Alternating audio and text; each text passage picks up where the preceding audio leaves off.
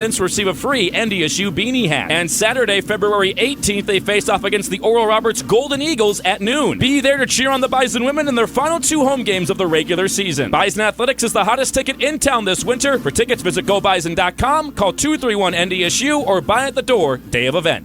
Love is in the air. It's a brand new day. Birds are singing duets together. And squirrels are chasing each other across the treetops. Everyone has a twinkle in their eye. Boom, chicka-boom. Don't let junk get in the way. We make junk disappear. All you have to do is point. Call 1-800-GOT-JUNK. And you'll be back to your old self again. We've got magic in our fingertips. And that's why everyone starts dancing. Call 1-800-GOT-JUNK. Or visit 1-800-GOT-JUNK.com. Holiday's your place to do the do. Yep, because for a limited time, you can mix and match any 2 20-ounce Mountain Dews and get a third for free. While the original is Dewlicious, there are so many other Mountain Dew flavors to try. And Holiday has a deal on all of them, like Dew Purple Thunder or the limited edition Pitch Black. So get into Holiday and do a new Dew. Buy any 2 20-ounce Mountain Dews and get a third for free. But hurry, it's only for a limited time and only at Holiday. Here in North Dakota, we lead busy, full lives, and paying insurance premiums shouldn't be difficult or time-consuming. Nodak Insurance Company has a solution for fast, convenient premium payments for people on the go. You can pay your bill online when you go to our website or access our mobile app. It's that easy. Not a Nodak Insurance customer? We have the answer for that too. Find an agent near you or get our Nodak Insurance mobile app when you visit nodakins.com. Nodak Insurance. Agents with answers. Stop by Gateway Chevrolet and check out their great selection of in-stock Chevy cars and trucks ready for immediate delivery. Take advantage of invoice pricing on new 2023 Chevrolet Equinox and invoice pricing on new 2023 Chevrolet Silverados only at Gateway Chevrolet. Plus, find out about 2.9% financing on select Chevrolet models. That's right, 2.9% on select Chevrolets and invoice pricing on 2023 Equinox and Silverados at Gateway Chevrolet. Find new roads. Details gatewayfargo.com. KQWB, West Fargo, Fargo-Moorhead, and KPFX, HD3 Kindred, Bison 1660. Powered by Gateway Chevrolet, Cadillac, Nissan, and Hyundai in Fargo. We are Fox. And here's what you need to know. In the NFL, the Dolphins have announced the hiring of Vic Fangio as their new defensive coordinator. He was working with the Eagles as a consultant through the Super Bowl. Jaguars receiver Calvin Ridley eligible to apply for reinstatement from the league today after he was suspended all of last season for gambling on games. NFL media reports the Commanders will interview Chiefs offensive coordinator Eric Bieniemy tomorrow for their OC job. Washington spoke with former Ravens OC Greg Roman on Tuesday. The Panthers have hired former Colts offensive play caller Parks Frazier as passing game coordinator. College basketball just days after New Mexico State canceled the rest of its season amid hazing allegations. The program has fired first-year coach Greg Heyer.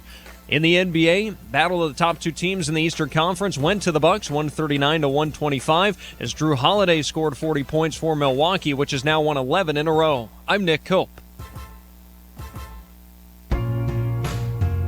You've got the Insiders.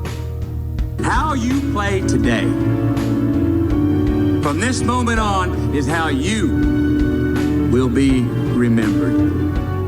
That's what living is. That's right. The 6 inches in front of your face. Bringing you what you need to know and a whole lot more. Topics you care about, guests you know, and the conversations you came to hear. The Insiders are presented by Proceed. Need seed? Think Proceed. This is your time. Now go out there and take it. Now, here are the Insiders. The Insiders. The Insiders. The Insiders. Insiders. Rob Hipp and Andy Rickoff. Just after 11 o'clock. Welcome on in. It is the Insiders. Andy Rickoff, voice of the Bison, Rob Hipp. Bison above average, I guess is how we've dubbed you when I've been gone. Mr. Micah Bindi. Pressing the buttons back there, making us sound good. He's in control of everything. I admit it. I'm willing to admit it. You can turn my microphone off right now if you'd like to. Please don't. I'm a nice guy. Yeah, you're nice. I'll keep it on. Nice guy. Here with you for the next couple of hours, 2-hour tour of some sports talk for you. And I think we're going to get a little controversial today, Rob. I think we're going to have some controversy on the show. I think that's where we're going today. bring it. Come on, we need a little controversy to get started here on a Wednesday. First off, what happened to the 40-degree weather? We had that the last couple of days. We woke up this morning and it was back to the planet Hoth, back to cold Mr. Winter once again. Icy roads, people driving 5 to 10 miles per hour. Wasn't great driving conditions. So I hope if you're out there listening to us, you're driving safe. If you're in your cubicle at work, I hope you got there safe as well. Did see quite a few cars in the ditches this morning. You'd think by now we can drive in the winter weather, but man, it is an icy one out there on many of the roads across the Fargo-Moorhead area. Those lucky students, they got a day off today too. And when I looked out the window this morning, I was like, it doesn't look that bad. The roads aren't very nice. The roads are bad. I thought I was told that snow days were going to be a thing of the past. Well, it hit for us. I mean, yesterday evening, obviously, and Bridget and I were planning on going out to eat for Valentine's, and we just decided that Braylon was, she was energetic, I'll put it that way. If you got little kids, you know that kids can get energetic. So we knew she probably wouldn't be good, and it was just the weather had started really coming down. By the time I went and picked up our food, got in the truck, I mean, it had just started hitting. So I was like, I'm glad I got out of Dodge, man. That's smart, and especially since you guys aren't as experienced in driving in the winter conditions. You got trucks, so you're good. You go to just take your time. Yeah, you just take your time. You'll be okay. But hope you're driving safe out there, and stay inside if you can for a little while until this ice goes away. Hopefully, it won't be here for too long and get those roads cleared off. But 2-hour tour, some fun stuff ahead for us on the next couple of hours. Looking forward to it. As always, the show brought to you by Proceed. Like I said, getting controversial today because there's some new rules changes in Major League Baseball that are happening, and they kind of came to light a few days ago. We've known these are coming. But there's a lot of them for 1 year, a lot of changes. Might be a get-off-my-lawn type of season for Major League Baseball. I think this is a transition from the old guard to the new guard, the new generation, the millennials of, I don't want a 4-hour baseball game. I want to be constantly needing to be entertained. And the old guard of, don't you mess with my baseball. Don't you mess with it. Pickoffs and stepping out of the batter's box after every pitch and spitting on the gloves and readjusting them. Don't take away what I love about baseball. It's going to be a little bit of a battle between the old guard and the new, I feel like. So we'll go through all the rules changes here in just a little bit. Sarris of The Athletic will stop by at about 11:30, get his take on it, what he's hearing from players as well, as they really start spring training here. They're getting going over this last week or so. And you'll have games probably in a couple of weeks where they start actually playing some spring training games and getting used to these newly implemented rules.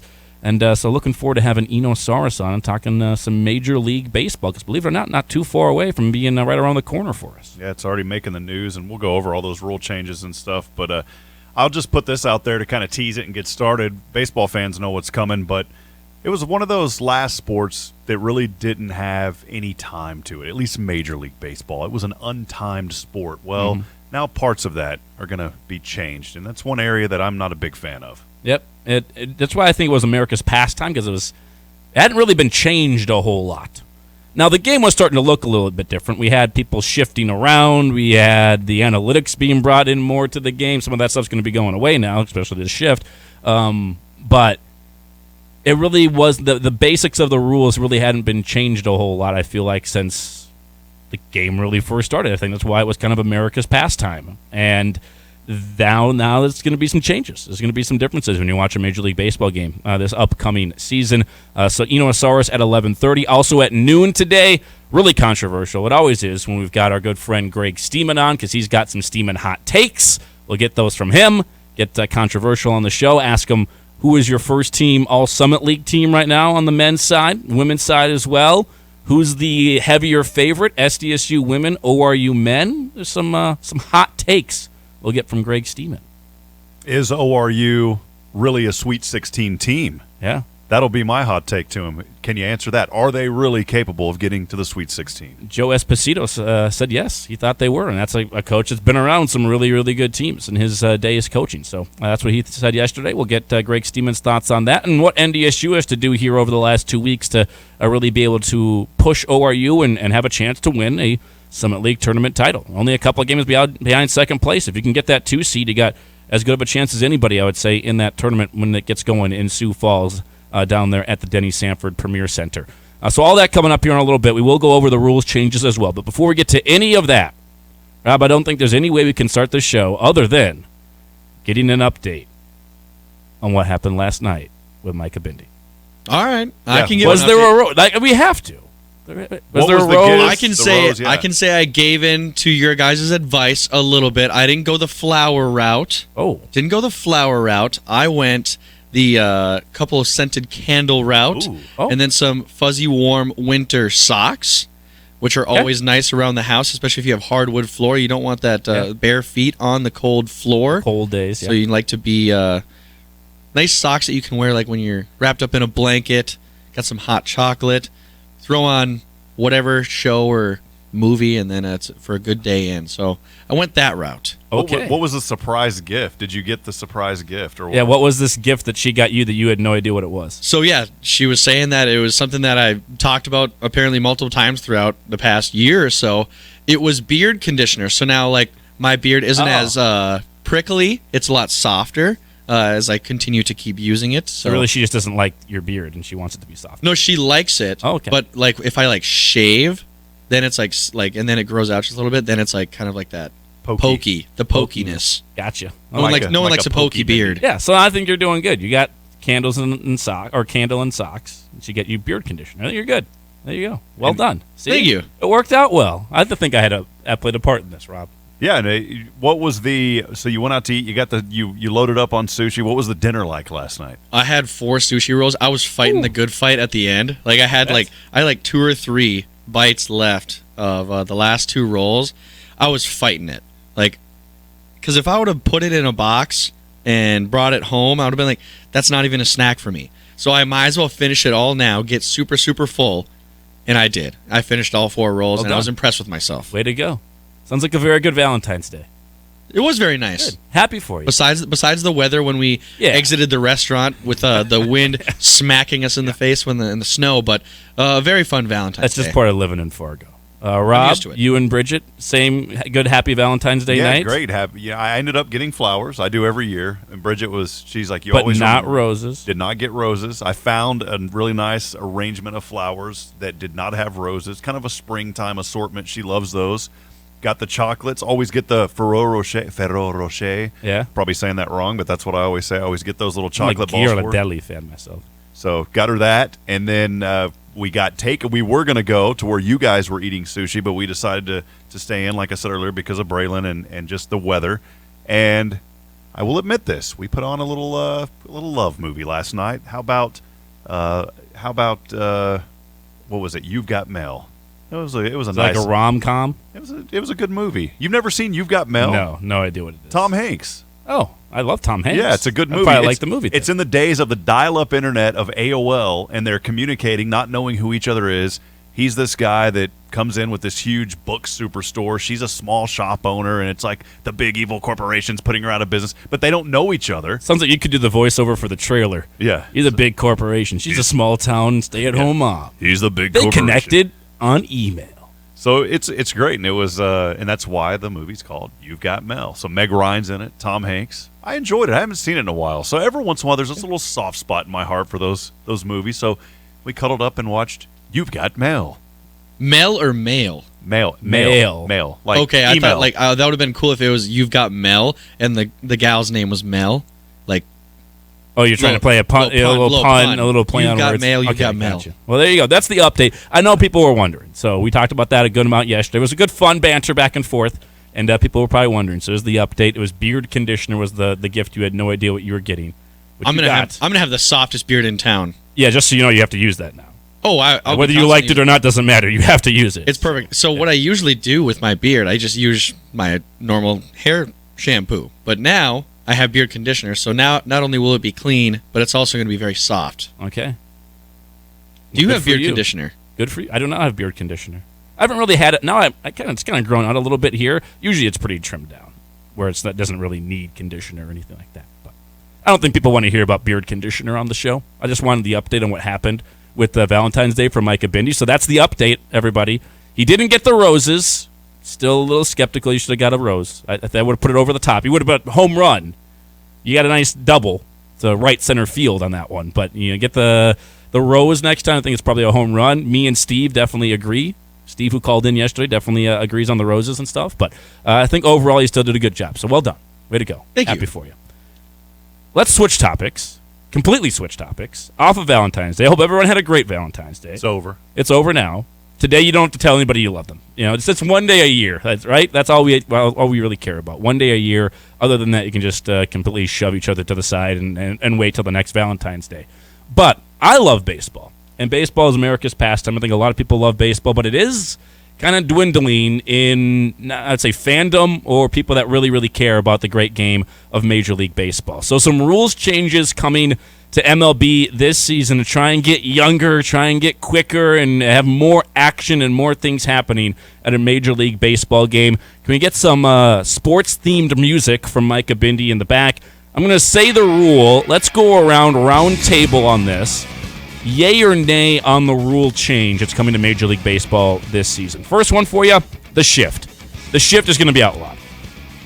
The new rule, at the time of the pitch, when the pitch is thrown, all 4 infielders, obviously not the pitcher or the catcher, 4 infielders, are required to be on the infield dirt or the infield grass with 2 players on each side of second base.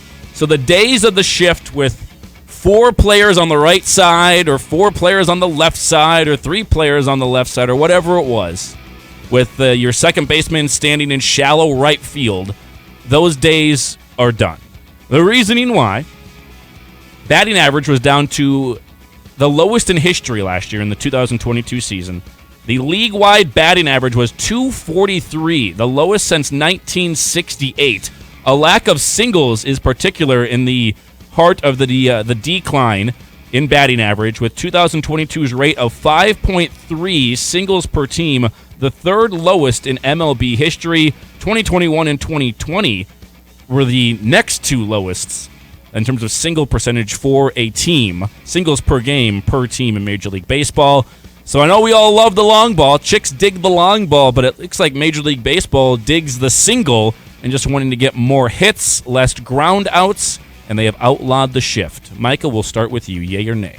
I like that it's going to be more entertaining. You're going to see more hits. Usually you'll see more runs because you're getting more runners on base.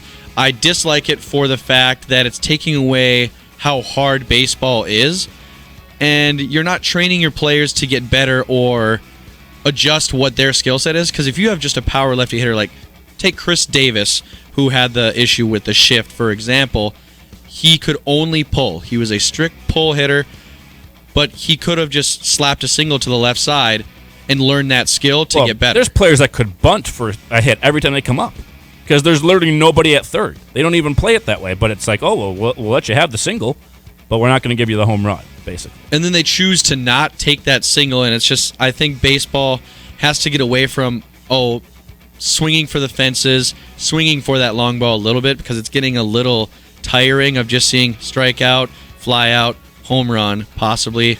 I like where it's going to go, where we're going to see more action in the game. Rob? So Micah took the words out of my mouth, because baseball is one of those sports for me. Love baseball. Not my favorite sport, but I do love it. It is one of my favorite sports to call, but I want to see a little bit more action in baseball, and I think this is going to help out with that. We're going to see just some more big, the long ball's still going to be there, but we're going to see opportunities now for guys to move around a little bit more, and I'm a fan of it. I think it's going to be something that's beneficial, and I just want to know how that's going to play into maybe like a left-handed hitter. How is that going to affect their game? Nay. Not a fan over here. You know one way to increase the action on in a baseball game and get more hits? Maybe the hitters being better. Maybe actually get better at what you're doing so you're not just a dead pull hitter that can only hit it to one side. Maybe learn, like players back in the day had to, how to hit it to all fields. Maybe become the Joe Mauer. Joe Mauer maybe didn't have all the power in the world, but man, you could spray it all over the field. You could hit it to left field, right center, down the line, straightaway center, whatever. Here's a quote from Joey Gallo, who was with the Dodgers when he was asked this question. Ironically enough, now he's with the Twins, and he's one of the guys who's going to benefit from this probably the most because he is a left-handed hitter, like you mentioned, Rob. He said, growing up, we never had that.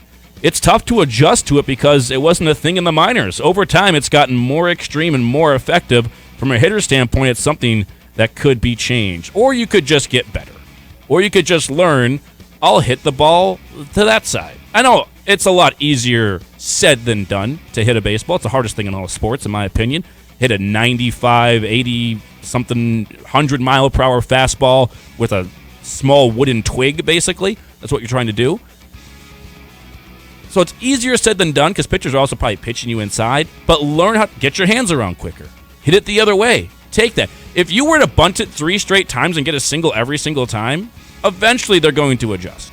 Or if you were to hit it the other way 3 straight times, eventually that team's going to have to adjust. I just don't love that you're taking matters into your own hands if you're Major League Baseball and saying, okay, players, we get it, you can't get better, so we'll have to make rules. It's a rule in favor of the offense. And I guess that happens in football. Rules are in favor of the offense in basketball. You took away the ability to hand check and stuff, but I would have liked to see the players have to adapt to it and learn how to get better.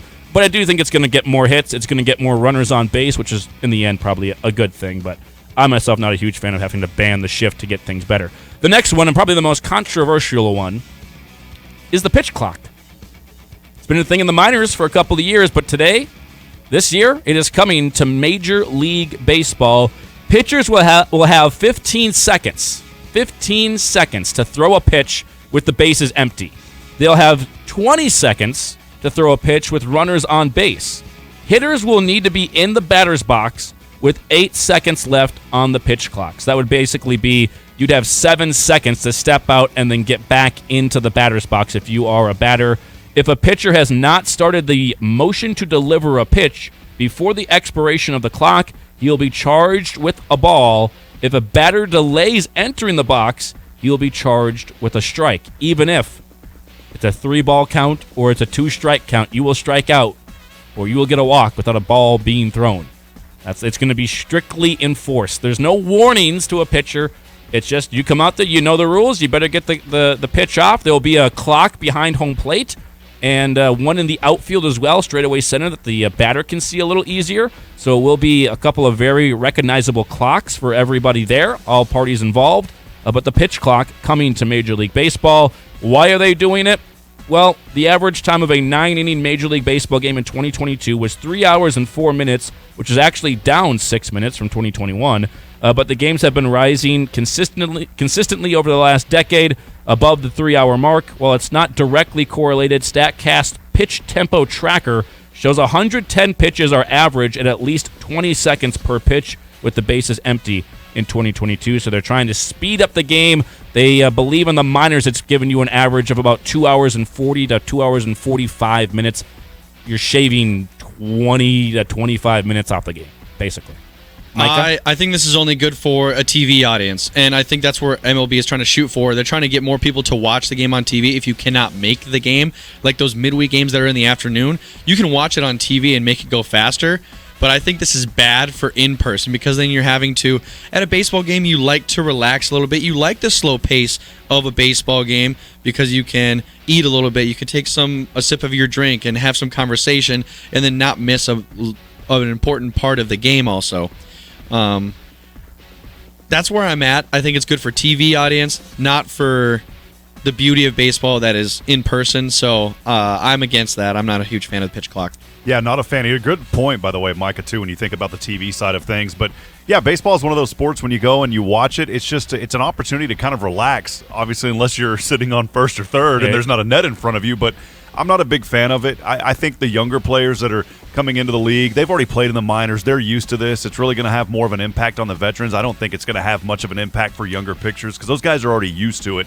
But for me, I'm not a fan of it. Baseball is one of those that correct me if I'm wrong, maybe there's another sport, but to me I think it's the only sport that isn't shaped in a rectangle or a square type setting. It has a diamond, and that makes it unique. And then the other thing about baseball is it's not timed, at least not until this season. Yeah, and so the games can go you can have as many hits as you can. The game is not going to have a finite level of time set to it, but each pitch will, and I'm okay with it. I'm okay with the pitch clock. Like let's get it going a little bit. I think it's dumb that it had to come to this. That this is what it had to come to. Kind of similar with the shift. That we couldn't learn to get better, so we had to put a ban on the shift. I think it's dumb that we couldn't just pitch and have a good tempo to the game. So we needed to implement something like this.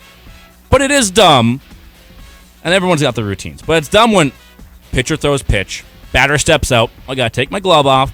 Gotta put the glove back on. Gotta spit in each glove. Shake the bat a little bit. Warm up. took the dust off my cleats, and now I'm going to step back in. Like, just get back in the batter's box. Let's just throw another one. I go back to Mark Burley, former pitcher for the Chicago White Sox, who pitched obviously against the Twins for a decade, it seemed like. That guy threw a pitch, got it back from the catcher, went back on the rubber, put his foot where he wanted to, and looked and pitched. There was no walk around the mound, grab the rosin bag, shuffle it back, juggle the thing for 5 seconds, and then, tie my shoe, and now let's go figure out what pitch we want. It was, let's go. There was some pace to it. And I think, honestly, if I'm a defender, if I'm an infielder or an outfielder, I want my pitcher to work quick too. The worst thing for anyone on defense is like sitting there for 25 seconds waiting for you to figure out what you want to do, and the game just drags on. We've all been there where the game's got a good tempo, then all of a sudden you get a pitcher on there who's just slow and deliberate, and it's like it feels like the game is slowed down quite a bit. This will take that out of it. I'm okay with it. Speed it up a little bit. Hopefully, at some point, we can get to the point of just taking the pitch clock out of it. But right now, I think it's needed. I think this pitch clock can also affect the offense. When you have a runner on base and that pitch clock is at 1 second, that's going to be easier for guys to steal bases. And they're just like, oh, he has to throw the pitch unless he wants a ball. But what I'm intrigued about is if he doesn't throw that pitch and he sees the runner going, he might take the ball and just try and pick him off. Mm-hmm. So well, I got more for you on that. Good. There's more where that came from.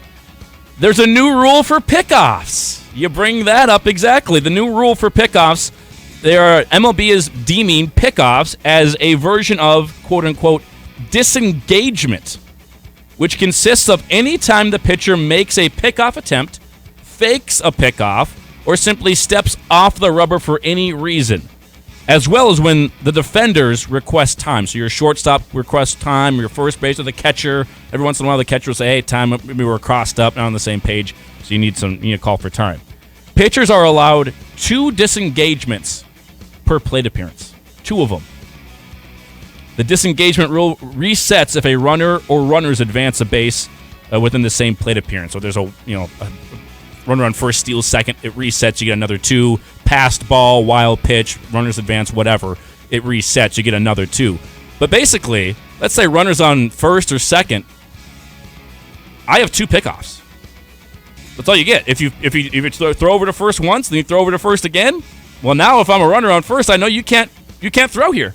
You can't even do the fake pickoff thing. So you have to throw the pitch. I know exactly when that pitch has to be thrown by. Now, pitchers could throw early with 8 seconds on the pitch clock, or 6 seconds, or 5, or 1, right when it's supposed to go off. But only 2 pickoffs or 2 disengagements for the pitcher. I don't love this one. I think this is too many rules. I think it's going too far down the line. Like in a playoff game, when you've got a speedy runner, there's certain players who are just base stealers. You got to be able to kind of change things up, keep that runner close to first. I think this makes it really, really difficult. It's going to result in a lot more stolen bases. That's why they're making this rule. They want more action on the base paths. They want more steals. Because stolen bases were down to half a steal per game, per team in 2022. So they want that number to go way up. So I get more excitement on the base paths. But I think that's going a little too far, personally. Pitching is all about pace and tempo and how the pitcher can throw off the runner's guess on when you're going to go home.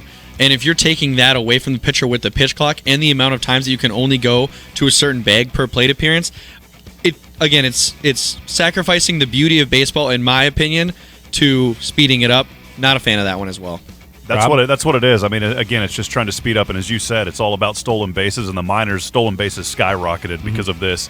I'm not a fan of it. I think it takes away a lot of the strategy with the pitching now, too. You look at guys that you mentioned earlier, stolen bases, and those speedy guys. Well, now there's a lot more strategy that favors the runners versus the pitcher. So I'm not a fan of it. Again, I want to see things speed up a little bit with baseball sometimes, but this is one that I'm not a fan of. When I'm calling a game and I see like 4 pick attempts over to first base, I'm like, all right, come on.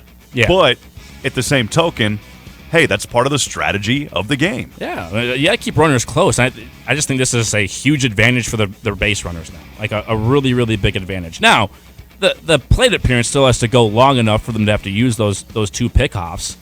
They're probably not going to use them right away. I wouldn't highly doubt it's going to be the first 2 pitches you're throwing over to first or stepping off or something. But I can see why you do it, because your pitch clock rule is implemented if you don't have this pickoff rule, well, if I'm a pitcher and I'm like, I don't really have the pitch I want, things aren't going right, I'm just going to throw over to first, reset the pitch clock, and now, that's your way around it. That's your loophole around the pitch clock rule. So I get why you had to have this. I feel like 2 is maybe too low of a number. I would have allowed 4. Because, again, it's not just a throw to first or second.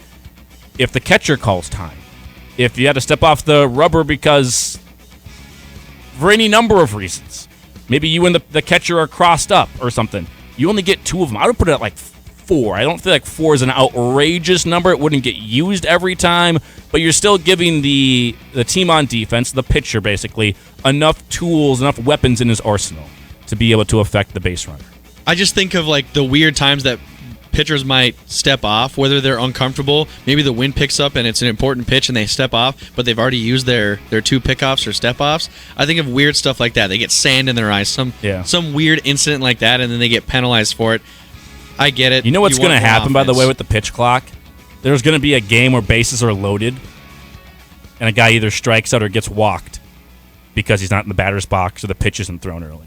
It's going to happen, and there's going to be massive controversy. And that could be really entertaining, and it's going to get Major League Baseball some headlines because any publicity is good publicity. It's going to be. I believe in that. It's going to be a pitch clock walk-off. Yep. It's absolutely going to happen. You better hope it doesn't happen in a playoff game. That's going to be the bad side of it. But these rule changes are going to affect a game, and it's going to directly affect the outcome of a game at some point during the season. One more quickly. We'll just go around quick, yay or nay. The size of the bases will increase from 15 inches to 18 inches. Why they're doing it? It's supposed to decrease the amount of injuries and collisions at the bases, and also it will increase stolen base attempts and probably stolen base successes out there. Yay or nay? Not a fan of it. Leave them the way they are. I like how it makes it a little more difficult when you got a smaller base. I understand the injury thing, but it's been around for a long time. Leave them the way they are. I think we did a good job taking the injuries out of the game when they said you can't slide through the base anymore. Like you can't go spikes up trying to break up a double play. Yeah. You've got to make some effort to avoid the guy at second. You can't just slide through him. I don't think we need to increase the base size either. I'm not either way, yes or no. It's a bag to me. Yeah. It's a bag. It's just a bag. Rob loves the way you say it. Yeah, he really does. I agree with you there. So there's some of the rules. That's not even all of them. That's honestly not even all the rule changes that are coming to Major League Baseball. We'll touch on some of them, though, when we come back. Sarris of The Athletic covers Major League Baseball. We'll get his thoughts on the rule changes. And is it a good or bad sign that Major League Baseball has to change this many things? Get his thoughts on that when we come back on The Insiders here on a Wednesday. You've got The Insiders on your Bison Nation station, Bison 1660. I think what makes Proceed win is we're different than the other companies in many ways with our programming, our simplicity, our non-corporate attitudes, and our personal relationship building. What Proceed is, we bring back the old-fashioned seed buying experience. We're true seedsmen. We care about everything from the sale to the planting to following up afterwards. That's what we're all about, is just trying to bring that experience back to a personal level. Need seed? Think Proceed. Proceed.net. Great seed at a reasonable price. Experience is what builds the future of glass at Cardinal IG in Fargo. Cardinal IG is leading the industry in the development of superior glass for the residential window industry. Their highly motivated and talented employees design and manufacture the best glass in the industry. This February, Cardinal IG would like to say thank you to Michael Johnson, Elisa Henjum, and Elizabeth Victor, who are all celebrating their first year at Cardinal IG. To view open positions or to apply, visit CardinalFargo.com. That's CardinalFargo.com. With the rising threat of cybersecurity attacks, you need to ensure your business is fully protected. Data loss, ransomware attacks, and other breaches can disrupt your business and damage your reputation. Consolidated Communications Cloud Secure Service safeguards your business from these attacks by securing your network, data, and applications. We proactively monitor your security to prevent intrusions before they compromise your IT systems while protecting your staff in the office or when working remotely. Visit consolidatedcommunications.com/cloudsecure to protect your business. When it's time to make your next move, turn to Todd Kettermas with Beyond Realty to put the full court press on your home search. Whether you're looking for a quiet home in the suburbs or something downtown, let Todd Kettermas run the point for you in the search for your dream home. Call Todd Kettermas with Beyond Realty today or visit him at 4832 Amber Valley Parkway in Fargo. Todd is a proud partner and the preferred realtor of NDSU Athletics. Todd Kettermas with Beyond Realty, moving the herd one home at a time. Save now on premium mattresses, pillows, bases, and linens at Accord Comfort Sleep Systems directly across from Olive Garden. Find the best mattress design and construction with our exclusive technologies, such as our Accord Comfort Reflex Layer, ensuring proper spinal alignment. Our Thermodyne Climate Control fabric is perfect for the couple sleeping hot and cold. Buy it today and take it home today, or free delivery in the FM metro area. Accord Comfort Sleep Systems, you're going to love sleeping with us. What do concussions, sports injuries, post-COVID long hauler, and chronic pain all have in common? Inflammation. At Healing with Hyperbarics, we are treating your inflammation the natural way with 100% oxygen, no referral needed, same-day appointments, and weekend availability. Now is the time to let us help you heal. Check us out on our website, healingwithhyperbarics.com, or on Facebook. Healing with Hyperbarics is your one-stop shop for total body wellness, conveniently located on 45th Street in Fargo. Did you hear the largest new vehicle inventory in the area is at Corwin Auto? Brant, that's pretty impressive. It sure is. When we're talking about the largest new inventory, I'm not exaggerating. 600 new vehicles, new cars, new trucks, SUVs, crossovers. All of them are available and one could be yours today. You heard Brant correctly. Over 600 new cars, trucks, SUVs, and crossovers for you to choose from. And what I love about that is that people can be super picky when it comes to finding exactly what they want. Then you don't have to settle for less. You can find more with the bigger inventory. Yep, that's right. And if you have a trade, you'll get top dollar when you purchase any new stock or incoming unit. So you can drive into our lot with a vehicle you aren't in love with and fall in love with something you feel proud and safe to drive to. Well, I don't see why somebody would wait to get over to Corwin Auto. Head to any Corwin Auto location today or shop online and see the huge selection for yourself at corwinauto.com. Whether it's the FCS, NFL, or productivity at work, we have you covered. That man is playing Galaga. Thought we wouldn't notice, but we did. It's the Insiders on Bison 1660. Welcome back into the Insiders. You can be a part of the show as well. 701-476-1660, the Epic Companies hotline. You can also text us at that very same number. Or the Rick Electric email inbox, studio@bison1660.com. And you can watch the show live on our Facebook page, streaming every show for you on our Bison 1660 Facebook page via the Horsch Cam. Horsch, farming with passion, online at horsch.com, spelled HORSCH.com. Appreciate everybody watching out there on the Horsch Cam.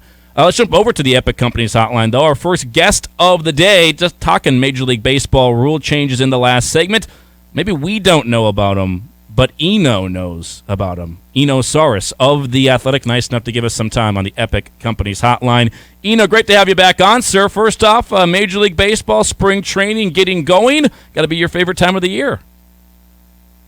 Oh, my gosh, it's so great. I mean, the only thing that's hard is when it's cold where you're at and you're looking at them all reporting in the nice sunshine in the spring game.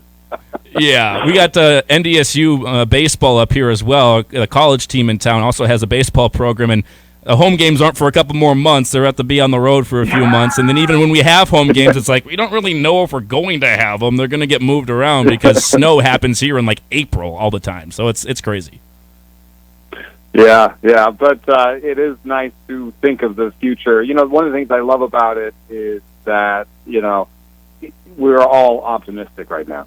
Mm-hmm. Come August, there's going to be a lot of pessimism, but right now it's mostly optimism. I don't even think you need to wait till August for some franchises. It might be the middle of May, and it's like, yep, this year ain't our year, unfortunately. But there's eternal optimism for every team, including for a lot of Twins fans around this area. We'll dive into the Twins moves here with you maybe just a little bit, but we were talking a lot of rule changes in our opening segment of the show, kind of going around round robin, yay or nay. Do you like them? Do you not like them?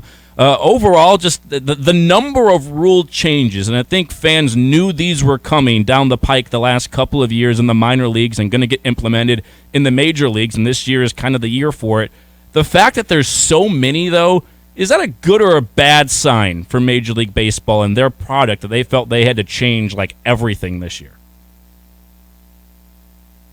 I prefer, I'm like, you know, more of a scientist, and I kind of like the idea of, you know, doing one change and then seeing what maybe the secondary results of that change were. But the one thing that I like about this is it's not that it came out of left field and suddenly they're doing this.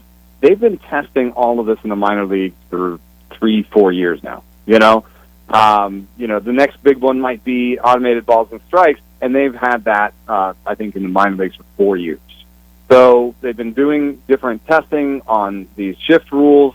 They've been looking at, the pickoff rules. All this stuff has been happening in the minor leagues, and so they have a good idea of what's happening. In terms of what you mean for, like, the product, I think it's okay. When I look at other sports, they tweak their product a lot more than baseball has in recent days. So I think it's a little bit of, they've been behind that process. If you think about football with, all the rules with regards to pass interference and protecting the quarterback and all that, how that's produced a much more lively passing game in football. And the rules that they've done in basketball when it comes to defending perimeter players and how that's changed basketball. So I think, baseball was just kind of due for some change, and we've seen a little bit too much 3 true outcomes, strikeouts, walks, and homers, and I think this is an effort to change that. I kind of feel like it's, an opportunity here to speed up the game a little bit, and it heavily favors the base runners. Do you feel that the game needs to speed up? I mean, that's one of the things that's made baseball so special, is just kind of sit back, relax, enjoy time with the family. It's a very slow-paced game. That's kind of my question. Do you feel like it needs to speed up? Yeah, that's an interesting question. But I grew up with a little bit different brand of baseball. Came to this country in 1986, and there was a little bit more speed and emphasis on defensive ability, I think, back then. And so, I was in Atlanta, and I saw Otis Nixon, stealing 75 bags or whatever, and they had, guys at second base like Mark Lemke and Jeff Blauser who weren't good offensively but were good defensively. And so in that game, I think there was a little bit more athleticism, more triples, more stolen bases, more defensive value. And in some ways, that's just sort of getting back to a different kind of baseball that used to exist. Let's go to the first rule change, and then we're going to go with the shift first. And you can say chicks dig the long ball is kind of a phrase that everyone is well aware of. I think Major League Baseball digs the single. They want more singles. Singles have been down for a long time here over the last couple of years because this shift has become really prevalent. Major League Baseball basically outlining that 2 players got to be on each side of second base when the pitch is thrown. There's other rules in it as well where players can't switch from one side to the other side during an inning. They got to, if you're going to do that going from second to shortstop, it's got to be the next inning or something like that. But basically the rule of outlining the shift, Micah and Rob are really in favor of it. I like to think I could have made the players just learn how to hit better and beat the shift. Where do you stand on outlining the shift? I mean, we've had the shift has been being really aggressive and more shifting, and we've seen a little bit of hitters trying to go the other way, just a tiny bit of increase in ground balls the other way. And I would just say, with pitchers averaging 94 miles an hour now, more than ever before, and I can't believe 94 is average. Right. With pitchers averaging 94 miles an hour, I think it's a lot to ask hitters to, put the ball somewhere in play. They're just trying to hit homers, yes, and they're just trying to survive. So I think what we've seen, that we've given them a long time to try and adjust, and they haven't been able to, really. That's what I would say about that. And in terms of what this will do, you're still going to have a shortstop standing right behind second base. He just won't be on the other side of second base. So there will still be some hits up the middle that are taken away by shifting type activities. They may adjust this in the future. There was a way that they were testing in the minors where they basically created a space behind second base where no one could stand. That, I think, is an interesting idea because it hits up the middle. I have kids in Little League. We're telling them to hit it up the middle, and it's weird to tell them to hit up the middle all the way up until the Major League. No, don't hit it up the middle. Yeah. And that's the other thing that's weird about this. With banning the shift, we are taking away any incentives for people to go the other way. So we may create a little bit more of a pull-happy league. We may create there. Also, if you ban the shift, you put more pressure on the pitcher to strike out batters because they don't want the ball in play. So we are creating some incentive to strike more batters out, pull the ball, and hit for homers more, which was the problem we were trying to stop. Yeah, I was going to say, I could make the easy argument you just made is by doing this, you're going to create more power hitters, pitchers that want more strikeouts, and less actual hitting. Less of the hitters back in the I remember at least, the Rod Carews, the Tony Olivas. I even go back to just Joe Mauer not that long ago. Joe Mauer was a classic hitter. Not necessarily the most power, but he could hit to literally any part of the field. I just don't think you got many players like that in the game now, and this could actually increase that a little bit, in my opinion. The next one, maybe the most controversial one, is the pitch clock. And adding that, I know it's been a minor league thing for a long time, but 15 seconds to throw a pitch when the bases are empty, 20 seconds with a runner on base. The batters have to be in the box with 8 seconds left. I love that as well, putting some pressure on the batter too. So you don't have to take your gloves off every time, then spit on the gloves, then grab some more pine tar, all this kind of stuff that they do between every single pitch. I don't mind it. I think it's going to be a good adjustment once players get adjusted to it, but there's definitely going to be plays here where you get bases loaded and a guy gets a strikeout because he's not in the batter's box early enough. That's definitely going to happen. Well, I would tell you the one thing is early on we're going to freak out because in spring training these guys are all going to have to learn the rules, and it's going to be awful. Mm-hmm. And they're going to make 3 or 4 mistakes a game, and everyone's going to be like, oh, this is terrible. It's not going to work. But in the minor leagues, what they found was a month in, it goes from, 2-3 mistakes a game, 3 violations a game, to all the way down to half. So 1 every 2 games. And I think 1 every 2 games. I mean, you watch football. Delay of game penalties happen 1 of every 2 games. I mean, they've had their clock there forever. So 1 of every 2 games is just sort of like, oops, messed up. So I think by the time that the season comes around, it'll be okay. In terms of why they're doing it, I'm fully on board with it. I've taken my kids to A-ball games here in San Jose and watched the pitch clock. It's just more baseball. It's less non-baseball. It's just it's just like quick. It's like, I don't know. It's better. There's less of that just standing around waiting for something to happen. And I understand that was part of the pace of baseball, but I don't know. We really enjoyed it when we saw it. I think people are going to enjoy it. There are 40 minutes in a game where no one is doing anything. That's what my colleague Grant Frisbee found when he watched games and just counted the seconds of when no one was doing anything that had anything to do with baseball. And 40 minutes, we're going to watch 40 minutes of people just standing around grabbing their crotches? I mean, that's one way to put it. Yeah, absolutely. Yeah, but like, we could reduce that amount of time. Hey, in kind of a joking way, baseball, of course, is all about rituals, routines, superstitions. Andy just brought up, when guys are stepping into the box, they're adjusting their gloves. That's part of some of these guys' rituals and routines. You got to start to wonder, though, how is it going to affect some of these guys, their psyche? Yeah, the hitters, I think, will. I've been talking to the hitters and pitchers, and, some of them say the pitchers, in terms of how many people actually violate the pitch clock, it's a lot of older relievers, and then really like Shohei Ohtani and a couple, there's really only like 5 starting pitchers that were in danger of being too long last year. And there's a bunch of relievers that are trying to throw as hard as they can, so they rest in between and then throw as hard as they can. Some of those guys will see some effects. But the hitters are maybe the ones that just don't realize what's coming for them because they only have 8 seconds before they have to be attentive to the pitcher. And I think there's a lot of hitters that take a lot more time than that. We don't really have stats on that, but if you just watch the game, there's a lot of guys step out, look around, think. That's going to have to stop. Yeah, it's definitely going to be a big adjustment. Sarris here with us from The Athletic, talking Major League Baseball with spring trainings underway and a lot of changes coming to Major League Baseball if you go watch a game here this year. The next one kind of has to do with the pitch clock, but it's the pickoffs. And I guess this would have been the loophole, right? If you're a pitcher that hates the pitch clock and you don't want to acquiesce to it, you're just going to throw over to first and you're going to do a pickoff, and then you get a fresh, 20 seconds or 15 seconds, whatever it is. But they're only going to limit you to 2 what they call disengagements, it sounds like. Can you explain this a little bit more? And why the number 2? Because to me, 2 seems really low per plate appearance.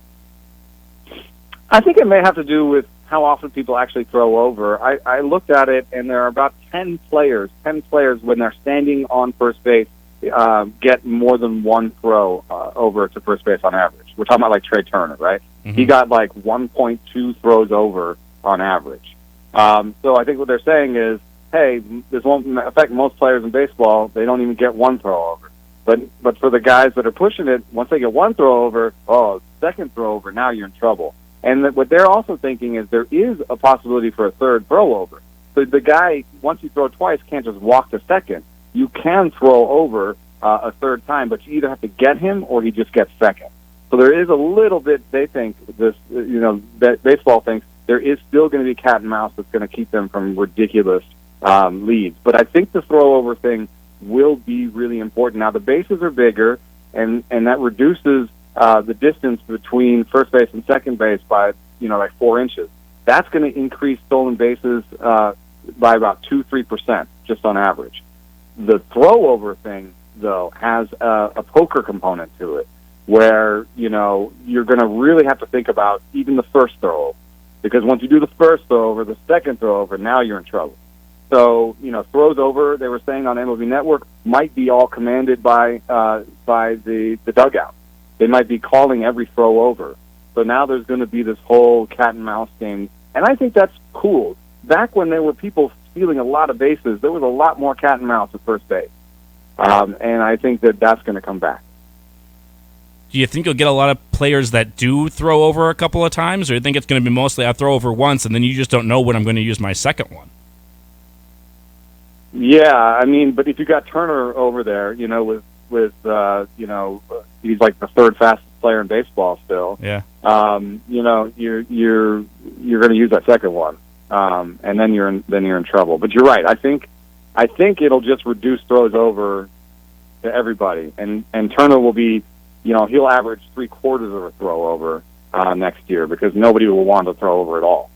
But it might increase some pitch outs. There's going to be some other things that we haven't thought about that are going to happen. That's right. I hadn't thought about pitch outs. That's a good point, because a pitch out, as long as you throw within the pitch clock, right, you're still good there. It's not technically a disengagement. You're basically surrendering a ball, but that's what's going to have to maybe happen in Major League Baseball. It does also include, am I correct, like if a catcher calls time, if they think they're crossed up, that counts as a disengagement, though, right? Yes, but there's also a limit on catcher timeouts, right? Mm-hmm. And going to the mound. So these are the rules, and hopefully, I think you can't have too many rules, and they can be too complicated and too annoying. I personally, when I watch football, sometimes I'm like, I don't even know what a catch is. Right. What are we doing? So I don't want baseball to get to that point where they're debating what they're also going to crack down on balks this year, and balks is one of those things that it's not really fun to try and explain to somebody who doesn't know what a balk is. Yeah, I'm right there with you on the box too. It can be a little convoluted of what is or isn't, and it can affect the game too. We've seen the walk-off balk, the balk-off in years past as well. So going to be a lot of changes coming to Major League Baseball. Before we let you go, what'd you think of the Twins offseason? A lot of Twins fans around this part of the country get Carlos Correa back when nobody thought that was going to happen. Basically got dropped into your lap. We'll see if he stays healthy now, but you get Carlos Correa back. They make the big trade of trading Luis Sarris, the batting champion, for Pablo Lopez, and get another starting pitcher and a good prospect in the deal. But what did you think overall of the Twins offseason? I think they really won that trade. I think that was an amazing trade to get Pablo Lopez and one of the better prospects on the Marlins. I know that Luis Sarris' batting average is high, but that doesn't make him the best hitter in the American League. I've seen some Twin fans say that. The best hitter in the American League is someone who hits for power, like Aaron Judge. It's Aaron Judge, who also hits for a high average, yeah. Right, exactly. So Arias is a little bit of a one-trick pony because Twins fans know this, not a great defender at second even. Nope. He was starting to play first base. Doesn't have that great power, doesn't have a great walk rate, isn't fast. In fact, I found that Shea Langoliers, the A's catcher, sprints faster than Luis Arias.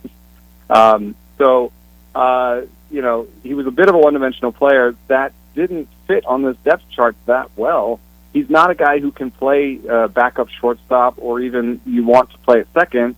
And so Nick Gordon can be a better utility guy, I think, than Luis Arias. They needed somebody in that rotation. I think Lopez gives them top of the rotation ability. And then what we have now is a bullpen that is severely underrated.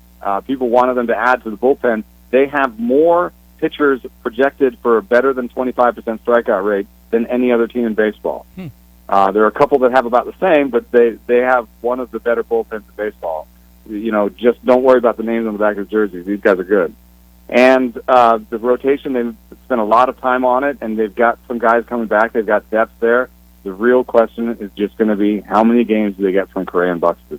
I think that's how far they go, is how healthy those guys are. And that's always the storyline, especially around Byron Buxton. Really appreciate the time. Thanks for coming on with us and breaking down these rules changes. We'll probably catch up with you again as spring training gets going and get your thoughts on how they're being implemented and what some players are saying. But really good stuff. Appreciate you breaking those down with us. Yeah, thanks for having me. There he is, Eno Sarris of The Athletic. You can find him on Twitter at Eno Sarris, ENOSARRIS. We'll take a break. We'll come back and get Greg Stemen on the line in just a little bit as well with some Stemen hot takes on the Summit League. All that and more coming your way next on The Insiders. The most complete Bison coverage in the region.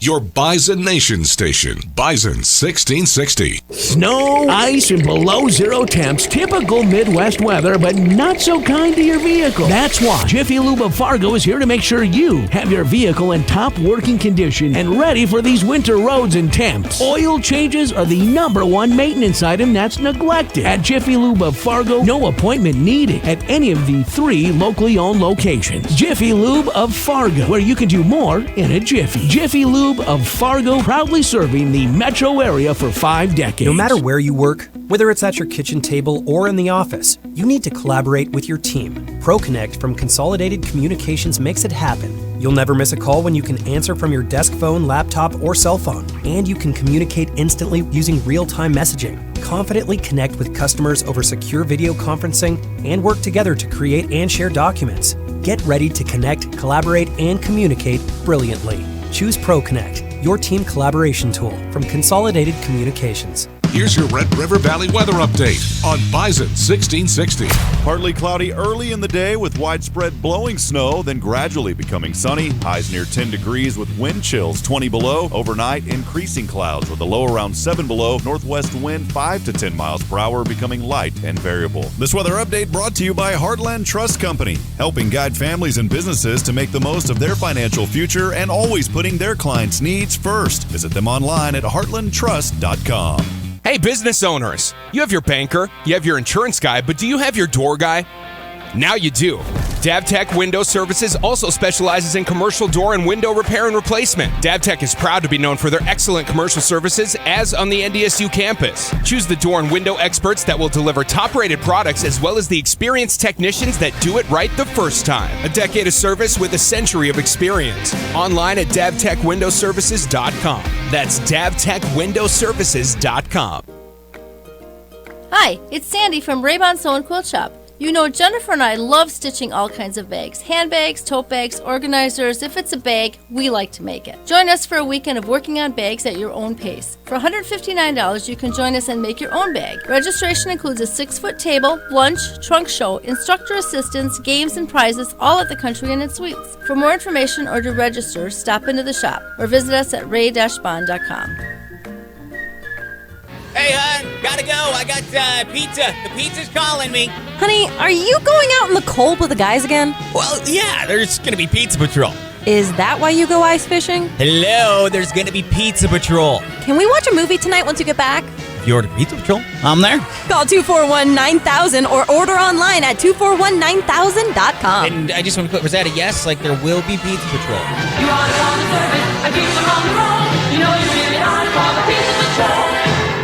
In 1953, Bill Samuels created a simple bourbon, while Margie Samuels worked on her creative vision. A bottle hand-dipped in red wax, wrapped in a hand-cut label, filled with handcrafted bourbon that elevated flavor and remains unchanged as of today. Aromas of woody oak, caramel, and vanilla, with a taste that is sweet and balanced with caramel, vanilla, and fruity essences. Every barrel of Maker's Mark is aged to taste, not time. Maker's Mark, the star of your home bar. Please drink responsibly. Hi, I'm Grant Nelson, NDSU Bison basketball player.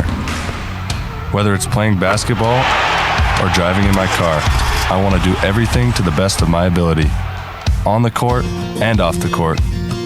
So when I'm in the car, I up my game with the Drive for Less program from Nodak Insurance. I could save up to 30% on my premium just for driving safely. To me, that's a slam dunk. Download the Nodak Insurance app today. You hear that? The herd is headed your way. You're hearing from the insiders right here on Bison 1660. Here with you inside our Theraldson Ethanol Broadcast Center. Theraldson Ethanol, 175 million gallons of ethanol per year, roughly 400 tons of livestock feed per year as well. Online at theraldsonethanol.com if you want to join their growing team right now and fuel your own future.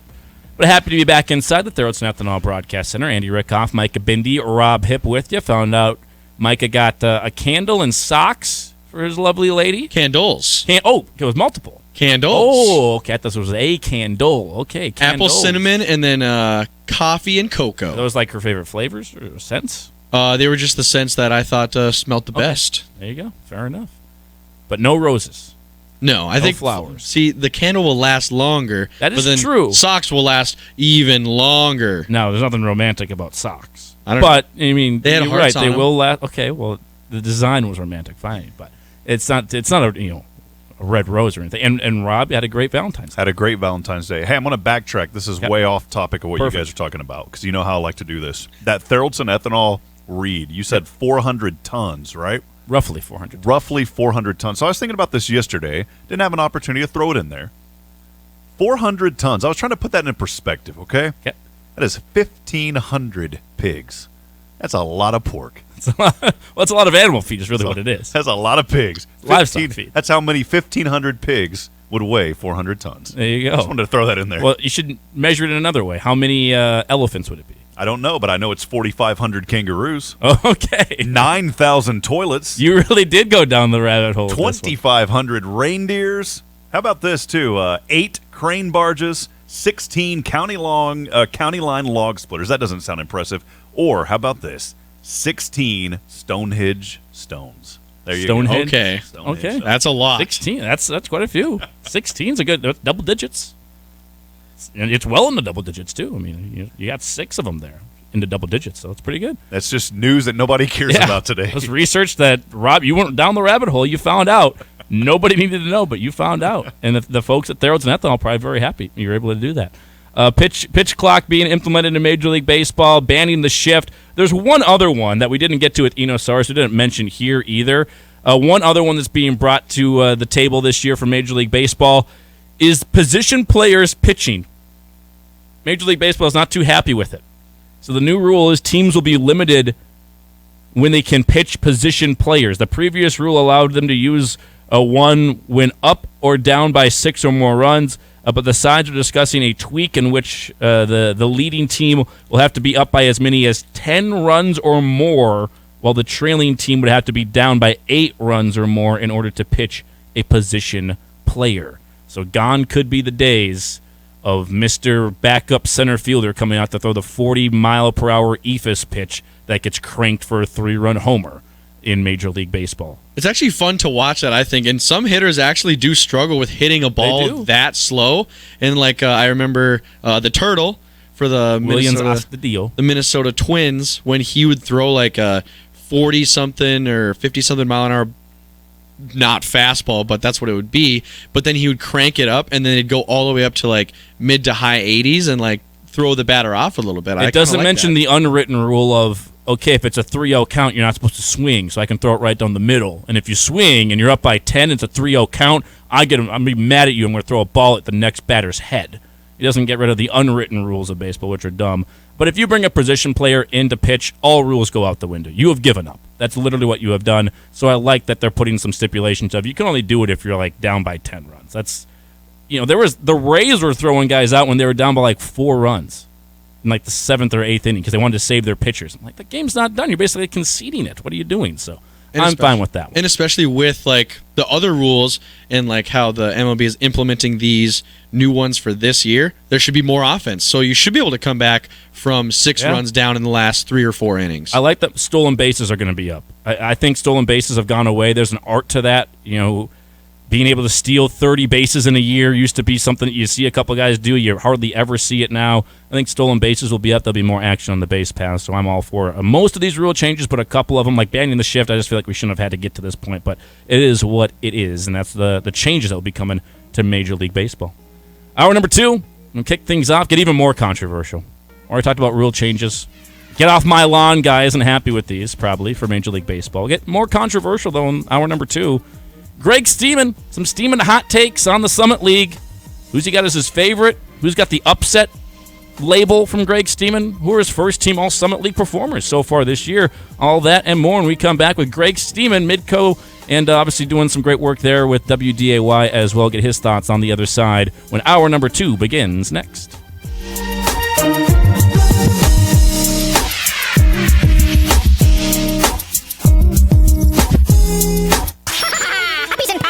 It's back. Fargo's official St. Patrick's Day pub crawl presented by Bud Light. Grab your friends and your green gear and head downtown March 11th for the official St. Patty's Day pub crawl. Kickoff at 1 p.m. Grab a passport at any of the participating bars and enjoy the St. Patty's Day specials. Get your passport stamped at each location to receive the commemorative St. Patty's Day finisher medal at the Old Broadway. Find all the details on Facebook. Special thanks to the Bridges Apartments. Happy St. Patrick's Day. It's the St. Patrick's Day pub crawl presented by Bud Light. About a month ago, we had some unexpected plumbing issues. We called Valley Service Mechanical in a panic and were pleasantly surprised with the professional that came to our rescue. He took the time to explain the issues to us, and you could really tell he enjoyed what he was doing and the pride he had representing Valley Service Mechanical. When your heating and cooling needs help and your plumbing is on the fritz, call Valley Service Mechanical, 701-293-5701. Online at valleyservice.net. Other value menus have burritos, maybe even nachos. But only Taco John's Valuest menu has the cheese-loving audacity to put nachos inside a burrito. With crunchy tortilla chips, creamy nacho cheese, and zesty sauces, our new Nacho Crunch burritos pack 2 melty faves into one. Try them with seasoned beef for just $2, or grilled chicken for $3. This might be our cheesiest menu ever. The Valuest menu, only at Taco John's. Bigger, bolder, better. Download our app, earn free food. Hi, I'm Casey. And I'm Cal. We're Ryan Brothers Plumbing, Heating, and Air Conditioning. Everyone is looking to get the most out of their money, trying to make it stretch. Ryan Brothers has a suggestion. Replace the old, inefficient furnace in your home with a new Armstrong Air unit. You'll save on yearly energy costs, and a new furnace will have a warranty, and high-efficiency units will qualify for federal tax credits next year. Let Ryan Brothers show you how much you can save. Call us today. Ryan Brothers, where you always get the family rate. Welcome to the family. Don't let your profits get stuck in your truck this spring. Dirt, rock, let it slide with Super Slide. Super Slide is a plastic, non-stick, self-lubricating, and seamless liner that eliminates haulback in your dump box or dump trailer. Super Slide is available in various grades, widths, and thicknesses, and Horn Plastics can have you in and out in no time. Get your new liner now to ensure you maximize productivity and profitability in 2023. Super Slide from Horn Plastics, created and preferred for every job. Visit hornplastics.com to schedule your installation. Love is in the air. It's a brand new day. Birds are singing duets together. And squirrels are chasing each other across the treetops. Everyone has a twinkle in their eye. Boom, chicka-boom. Don't let junk get in the way. We make junk disappear. All you have to do is point. Call 1-800-GOT-JUNK. And you'll be back to your old self again. We've got magic in our fingertips. And that's why everyone starts dancing. Call 1-800-GOT-JUNK. Or visit 1-800-GOTJUNK.com. Fall in love with your favorite game this month at Dakota Magic Casino. Get to Dakota Magic Casino Saturday, February 25th. That's when you can win with Cupid's Hot Seats Drawing. One lucky winner will be drawn every half an hour starting at 1 o'clock to 10 p.m. You could win $500 in cash. You just have to be actively playing on any slot machine for your chance to win. February 25th at Dakota Magic Casino, Anthony of the Dakota Nation Gaming Enterprise. Stop by Gateway Chevrolet and check out their great selection of in-stock Chevy cars and trucks ready for immediate delivery. Take advantage of invoice pricing on new 2023 Chevrolet Equinox and invoice pricing on new 2023 Chevrolet Silverados only at Gateway Chevrolet. Plus, find out about 2.9% financing on select Chevrolet models. That's right, 2.9% on select Chevrolets and invoice pricing on 2023 Equinox and Silverados at Gateway Chevrolet. Find new roads. Details gatewayfargo.com. KQWB West Fargo, KPFX HD3 Kindred, and K224FD Fargo. Bison 1660, powered by Gateway Chevrolet, Cadillac, Nissan, and Hyundai in Fargo.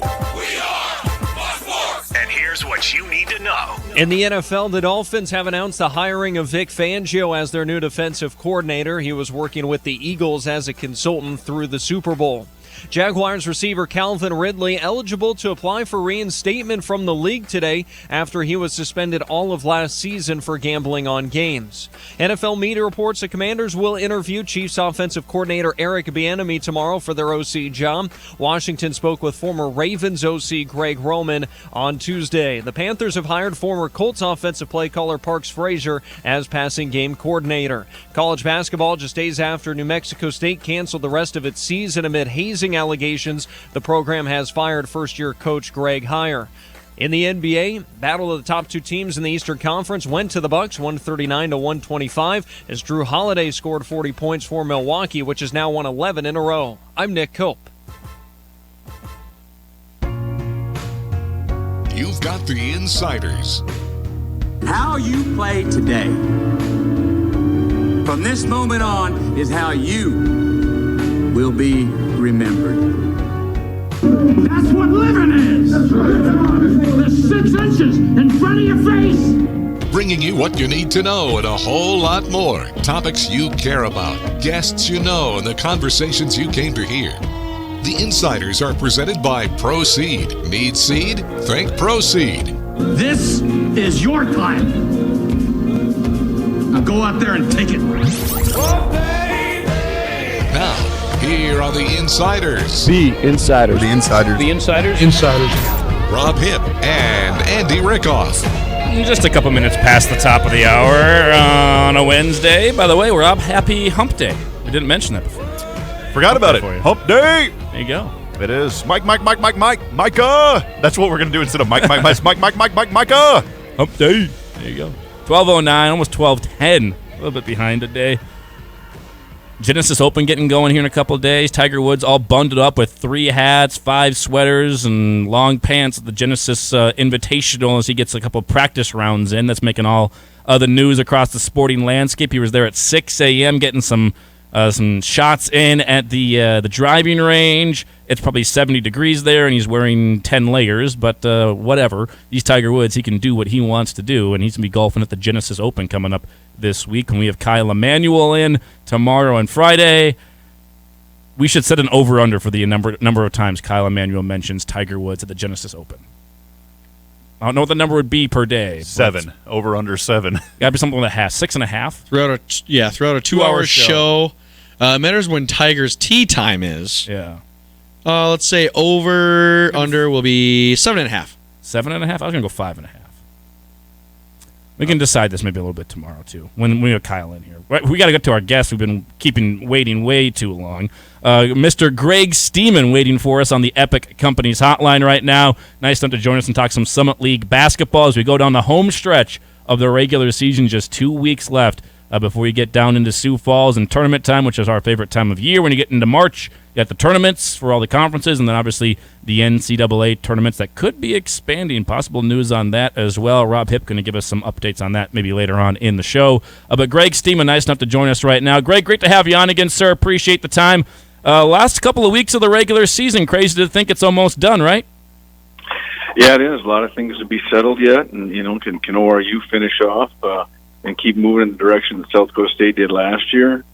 does SDSU solidify number 2, and who slides into number 3, and who stays out of the 7 position. So it's going to be extremely, extremely interesting here the last 2 weekends. You mentioned who's going to get 2 and who's going to get 3. NDSU just a couple of wins last week. This is how crazy the standings are. You go from like 7th to 3rd in a week, right? You just win a couple of games. Other results go your way as well, and you move up to 3rd place in the Summit League.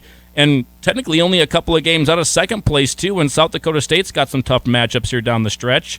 And this league's been so topsy-turvy, you never really know. Do you think SDSU gets the 2 seed, or do you think someone like NDSU could catch them? Well, it's a good question. I mean, NDSU could catch them, but NDSU probably has one of the toughest roads of anybody. I mean, their 4 remaining opponents, 3 of them are, I guess 2 of them are above them in the standings, and the other 2 are right there next to them. So they've got a lot of work to do. And they're going to ORU and Kansas City, 2 teams that swept NDSU and Fargo.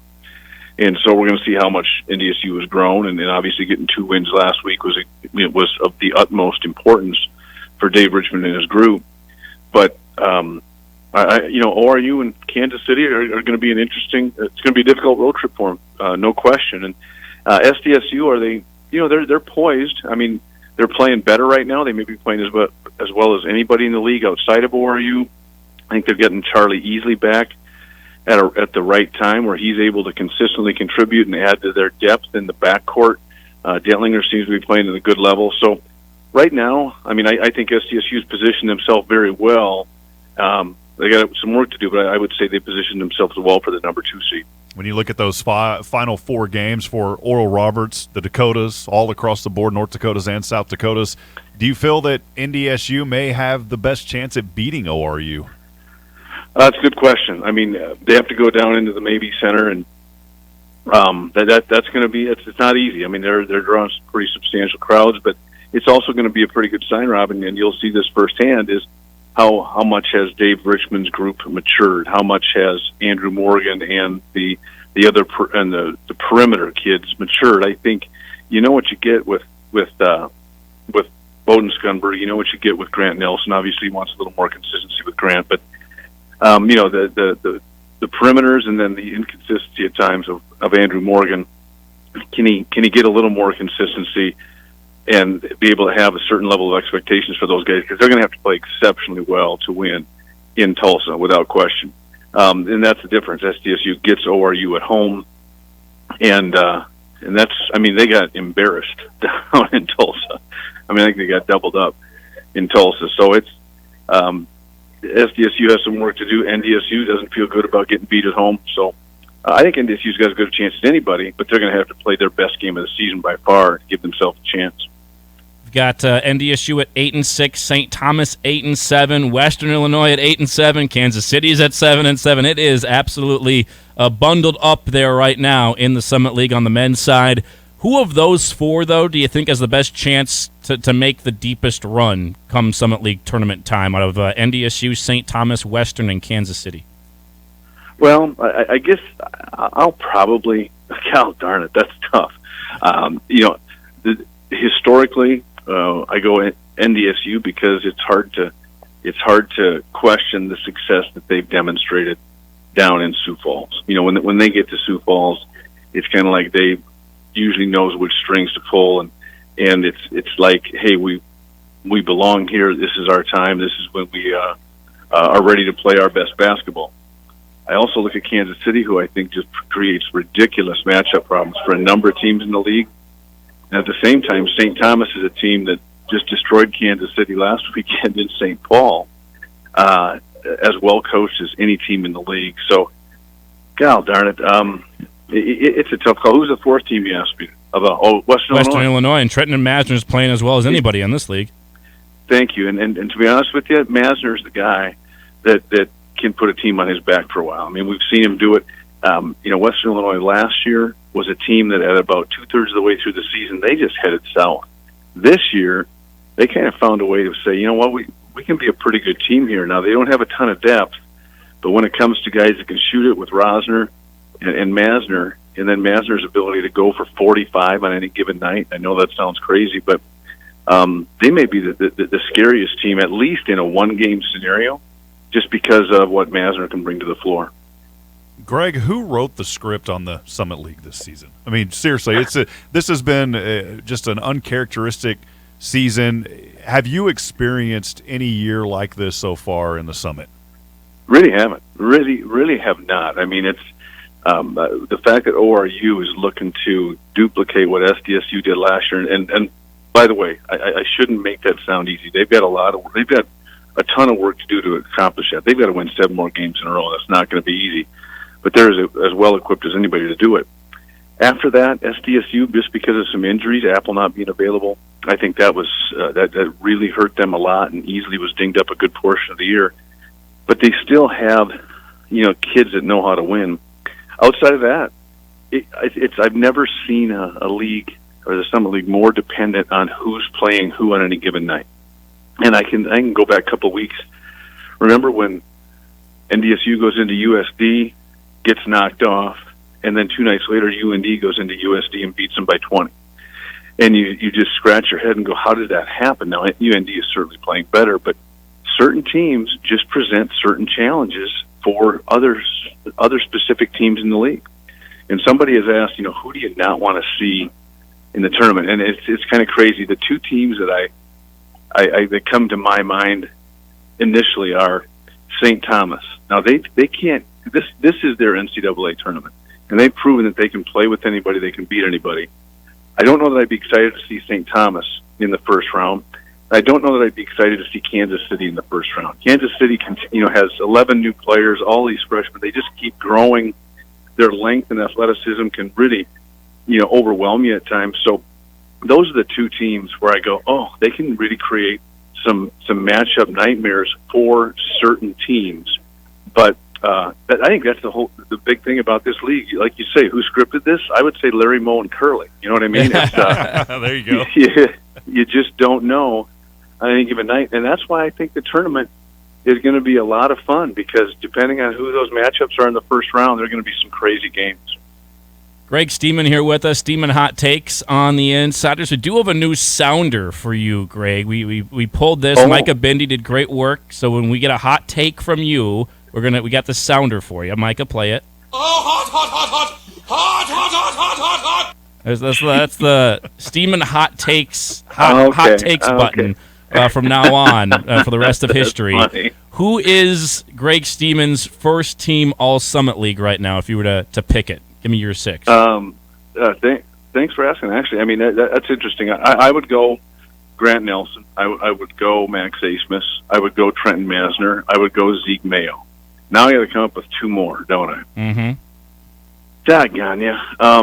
Vanover's been a difference maker, but how much does he score? Yeah. No, but I think he's been a game changer. I think he's Defensive Player of the Year. And so thank you. Vanover's in there, and then I got to kind of maybe come down to a Raquandis Mitchell or a Shamari Allen. Shamari Allen maybe has I think he leads the league in steals, but those 2 guys I think are like at 17.9 points a game, and their numbers are almost identical. It'd be hard to keep one of those 2 guys off, and I know I'm missing some other guys. You got Frankie Fiddler, things like that, but Mitchell and Shamari Allen, they have been, if they're good, Kansas City's good, and if one of those guys is not on, they're going to have a tough time winning in the league. And so I think just their consistency has been really impressive. I'll just throw Allen on there because he's leading the league in steals. There you go. That's the first team Summit League from Greg Stemen. Who's the bigger favorite? Oral Roberts men, SDSU women. Oh my gosh! Both undefeated. I know. I'm going to go with SDSU women, and for this sole reason: history. The number of times they've been here, the number of players they have on their team that have been there, done that. But it's not by a huge margin. I'm just really impressed with ORU's ability. They haven't played a ton of close games, but when they have been in close games, they've got a ton of composure. But I would say I'll go with SDSU's women just by a smidge. NDSU's women home for their final homestand. How many women's games have you gotten a chance to see? What's impressed you about them this year? A chance still. I know they're coming off a 3-game losing streak here, and that last road trip did not go the way they wanted. But if they get a couple of wins here and win out, they will be second seed in the Summit League. So what's impressed you about their performance this year? Well, they've got a lot to play for, obviously. I think the biggest thing is they've surrounded Heaven Hamling with some weapons. I mean, you look at Elle Evans. I mean, she's obviously probably a great opportunity to be in the conversation for Freshman of the Year in the league, and rightfully so. And you need that to take some pressure off Hamling, because Hamling at times has leaned on so much. That's what you'd love to see over the last few weeks is can Jory Collins find some more consistent supporting role scoring for Evan Hamling. I mean, you've got to have that because you understand that opposing teams are really going to try to take her out of the game. They're really going to have to find a way to make her work and force Coach Collins to play her, 34, 36 minutes a game. And she's demonstrated that she can do it and still perform at a high level, but you love to find one or two players step up, maybe even step their game up to a different level to take some pressure off her so she's not the one that they have to put the ball in her hands every time they need a key shot. But they've demonstrated their ability. I think they've demonstrated a better understanding. They need to defend at a high level to be able to compete for championships. They played a great, they started the game out great against South Dakota State, but you've got to be able to find a way to take a team out of their offensive rhythm. Because South Dakota State can do it as well as anybody in the country. They can get on that offensive roll and all of a sudden just flip momentum. And before you look up, you're almost out of the game. So they've also got to be able to do that. They've also got to be able to do some things defensively that force the other team to change their tempo or change the manner in which they're attacking offensively, just to take them out of rhythm. They do those two things. I think they certainly give themselves a chance. And what you do is you get down to Sioux Falls and say, hey, you know what? We might only be good enough to beat this team once. We just got to beat them the right time, and we'll see how it all shakes out. But it'd be nice to see them play well enough down the stretch to secure that number 2 seed.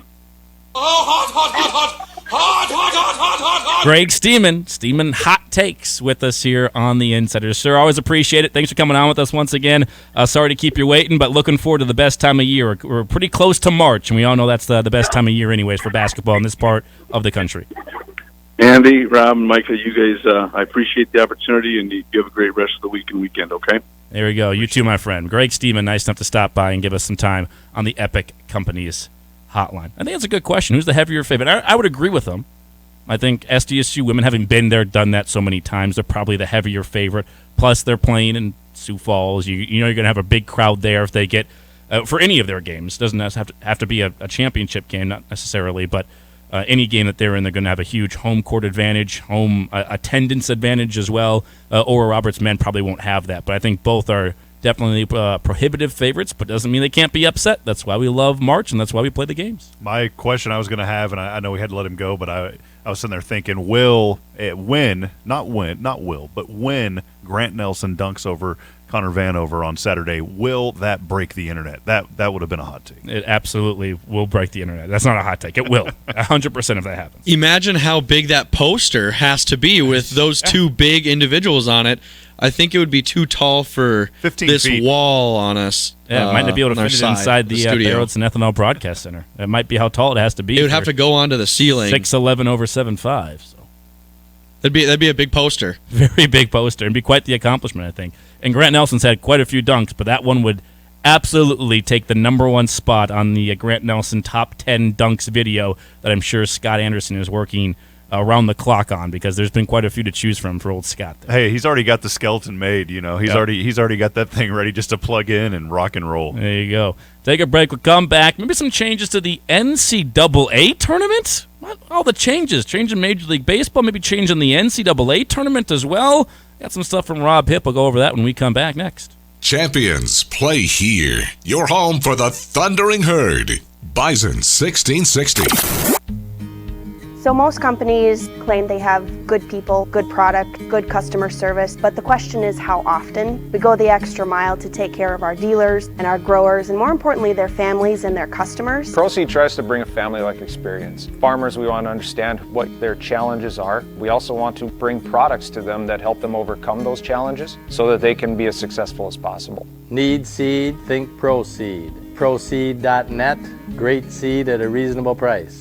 There's so many things on the mind of ag operators. This is Scott Zelendik with Cornerstone Bank. Right-sizing your farm operations, interest rates, and inflation are hot-button issues, and for good reason. These concerns require a specialized approach. At Cornerstone Bank, we're here to help businesses, ag operations, and individuals when they're making important decisions about their money. We're a locally owned and managed community bank, and we've been specializing in ag banking for generations. Come see the experts at Cornerstone Bank. Member FDIC, Equal Housing Lender. Make a real resolution this year. Resolve to go far, as in Fargo Marathon Far. The 2023 Essential Health Fargo Marathon will be here in May, but your someday starts today when you make the commitment to yourself. Whether you're running, walking, or riding, there's an event for everyone from age 3 to 103. 2023 is your year to invest in you. Resolve today by registering at fargomarathon.com. Shop the largest new vehicle inventory in the area, only at Corwin Auto. Corwin Auto has over 600 new vehicles available, and one of them can be yours. You heard me. Over 600 new cars, trucks, SUVs, and crossovers for you to choose from. With inventory like that, you don't have to settle. Find exactly what you are looking for. Have a trade? Get top dollar when you purchase any new in-stock or incoming unit. What are you waiting for? Head to any Corwin Auto location today, or shop online, corwinauto.com. Theraldson Ethanol in Castleton is accepting applications for an E&I technician. Applicant must have experience with electrical and instrumentation repairs and maintenance of large machinery and equipment, as well as a willingness to learn procedures for the ethanol industry. Journeyman electrical license or greater is required in addition to 3 years of experience. Work Monday through Friday from 7 a.m. to 4 p.m. Apply online at theraldsonethanol.com or email your resume to hr@theraldsonethanol.com. Here's your Red River Valley weather update on Bison 1660. Partly cloudy early in the day with widespread blowing snow, then gradually becoming sunny. Highs near 10 degrees with wind chills 20 below. Overnight, increasing clouds with a low around 7 below. Northwest wind 5 to 10 miles per hour becoming light and variable. This weather update brought to you by Heartland Trust Company, helping guide families and businesses to make the most of their financial future and always putting their clients' needs first. Visit them online at heartlandtrust.com. Hi, Chad here from Minnesota Warehouse Furniture and Mattress, located in the heart of Lakes Country. We're the land of over 10,000 sleeps. We have helped our customers and their families rest easy for over 40 years, which is why year after year we've been voted the Lakes Country's best place to buy a mattress. At Minnesota Warehouse Furniture and Mattress, you get the best value on name brand mattresses and the best service. We have a large assortment of mattresses including memory foam and hybrids. It's worth the drive to Minnesota Warehouse Furniture and Mattress, located in Earhart, Minnesota. No frills, just big savings so you can rest easy. About a month ago, we had some unexpected plumbing issues. We called Valley Service Mechanical in a panic and were pleasantly surprised with the professional that came to our rescue. He took the time to explain the issues to us, and you could really tell he enjoyed what he was doing and the pride he had representing Valley Service Mechanical. When your heating and cooling needs help and your plumbing is on the fritz, call Valley Service Mechanical, 701-293-5701. Online at valleyservice.net. This is NDSU head men's basketball coach Dave Richmond, and you're listening to The Insiders on your home for NDSU athletics, Bison 1660.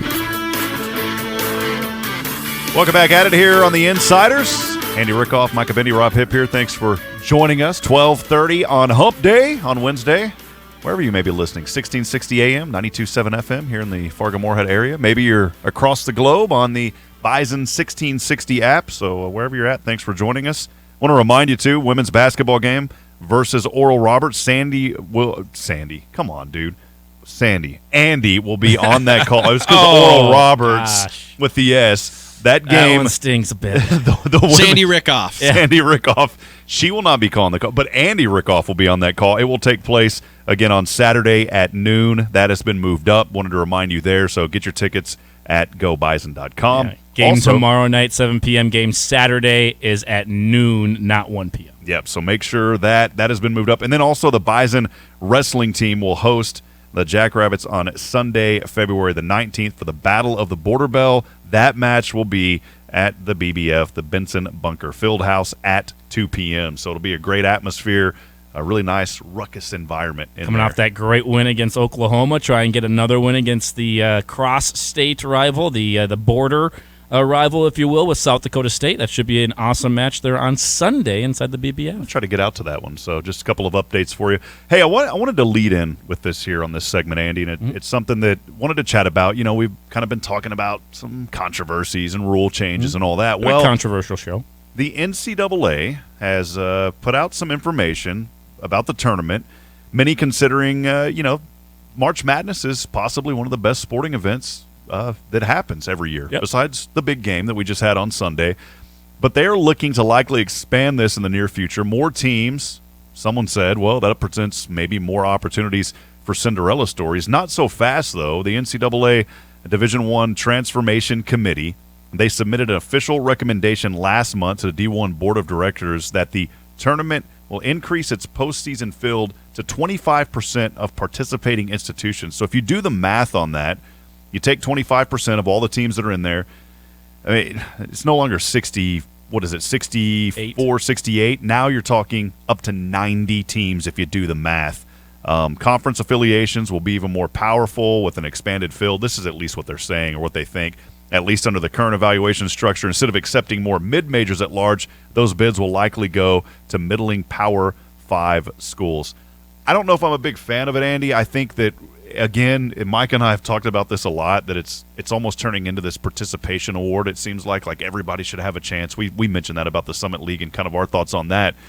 I'm not a fan of it. I think that there are plenty of teams in there. I think that it could actually hurt the chances of Cinderella schools getting in because now you're pulling in even more competition, and I think those schools could get knocked out early. Keep it where it's at. You even had a good take on it a while ago. You were even saying off the air, let's take it down even lower. You want my hot take that no one believes? That's my hot take. The Greg Stemen hot take. I've got a hot take. I think the NCAA tournament could go down. I honestly do. How many times has a 16 beaten a 1? It's happened one time. Yeah, it was somewhat recently. We all get it, UMBC. And St. Peter's had a great run. I get that, too. Just last year, getting to, the Elite 8 for St. Peter's. That was amazing, the Peacocks making that run that they made. But you could pare it down. You could go down.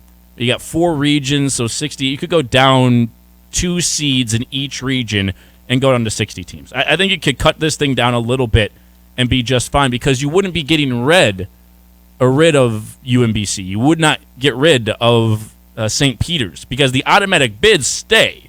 So every conference you still have your shot to qualify for the NCAA tournament. What you get rid of is the 11 seed team that gets in from the middle of the ACC because they had an 18-14 record. 18-14, and you won 4 games in your conference tournament. Is that really good enough to be in the NCAA tournament? Those are the ones where I feel like we could pare it down a little bit, and you'd still have the potential for the massive upsets. But the 16 versus the 1, I relate it to the extra point for the NFL. The extra points were made way too frequently. It was only 2% of them missed for 2 years or whatever, and they said it's too easy. We're going to move it back. Well, the 16 versus 1's only happened once. I think we could pare this thing down a little bit and get a few less teams in there. Personally. Hot take. Hot take. There you go. It's my hot take. Yeah, I definitely don't think, and I did the math. You're right, because if you're doing 25% of the teams in 90, there's 358 Division I men's basketball teams. Okay. If you take that divided by 4, it's 89.5. We do not need 90 teams in the NCAA tournament. That's just too many. You don't need, again, because it's not going to be the Summit League's a 2-bid league. You're not going to get more teams that really have an opportunity. All that's going to do is basically every team from the Pac-12 is now in. Basically every team from the Big Ten, and the Big Ten's not that good this year. The Big East is going to get every team in. It's not going to help your low mid-majors. And it's not going to. I feel like, too, it could even diminish just the fanfare that there's already been around March Madness. I love this time of the year as we start to wind down, and I like to see that selection of who's getting in and who's not getting in. I don't want to see, man, you do the math on that, too. What is that, 25%, so a quarter of the teams it probably getting only into the tournament? Expands it by, 3 days. Because, again, that's basically adding 24 teams or whatever, and you add a few more, you pare it down. It's only another day, 2 days of play. But I think March Madness loses a little bit of the luster when you're playing the championships in the middle of April.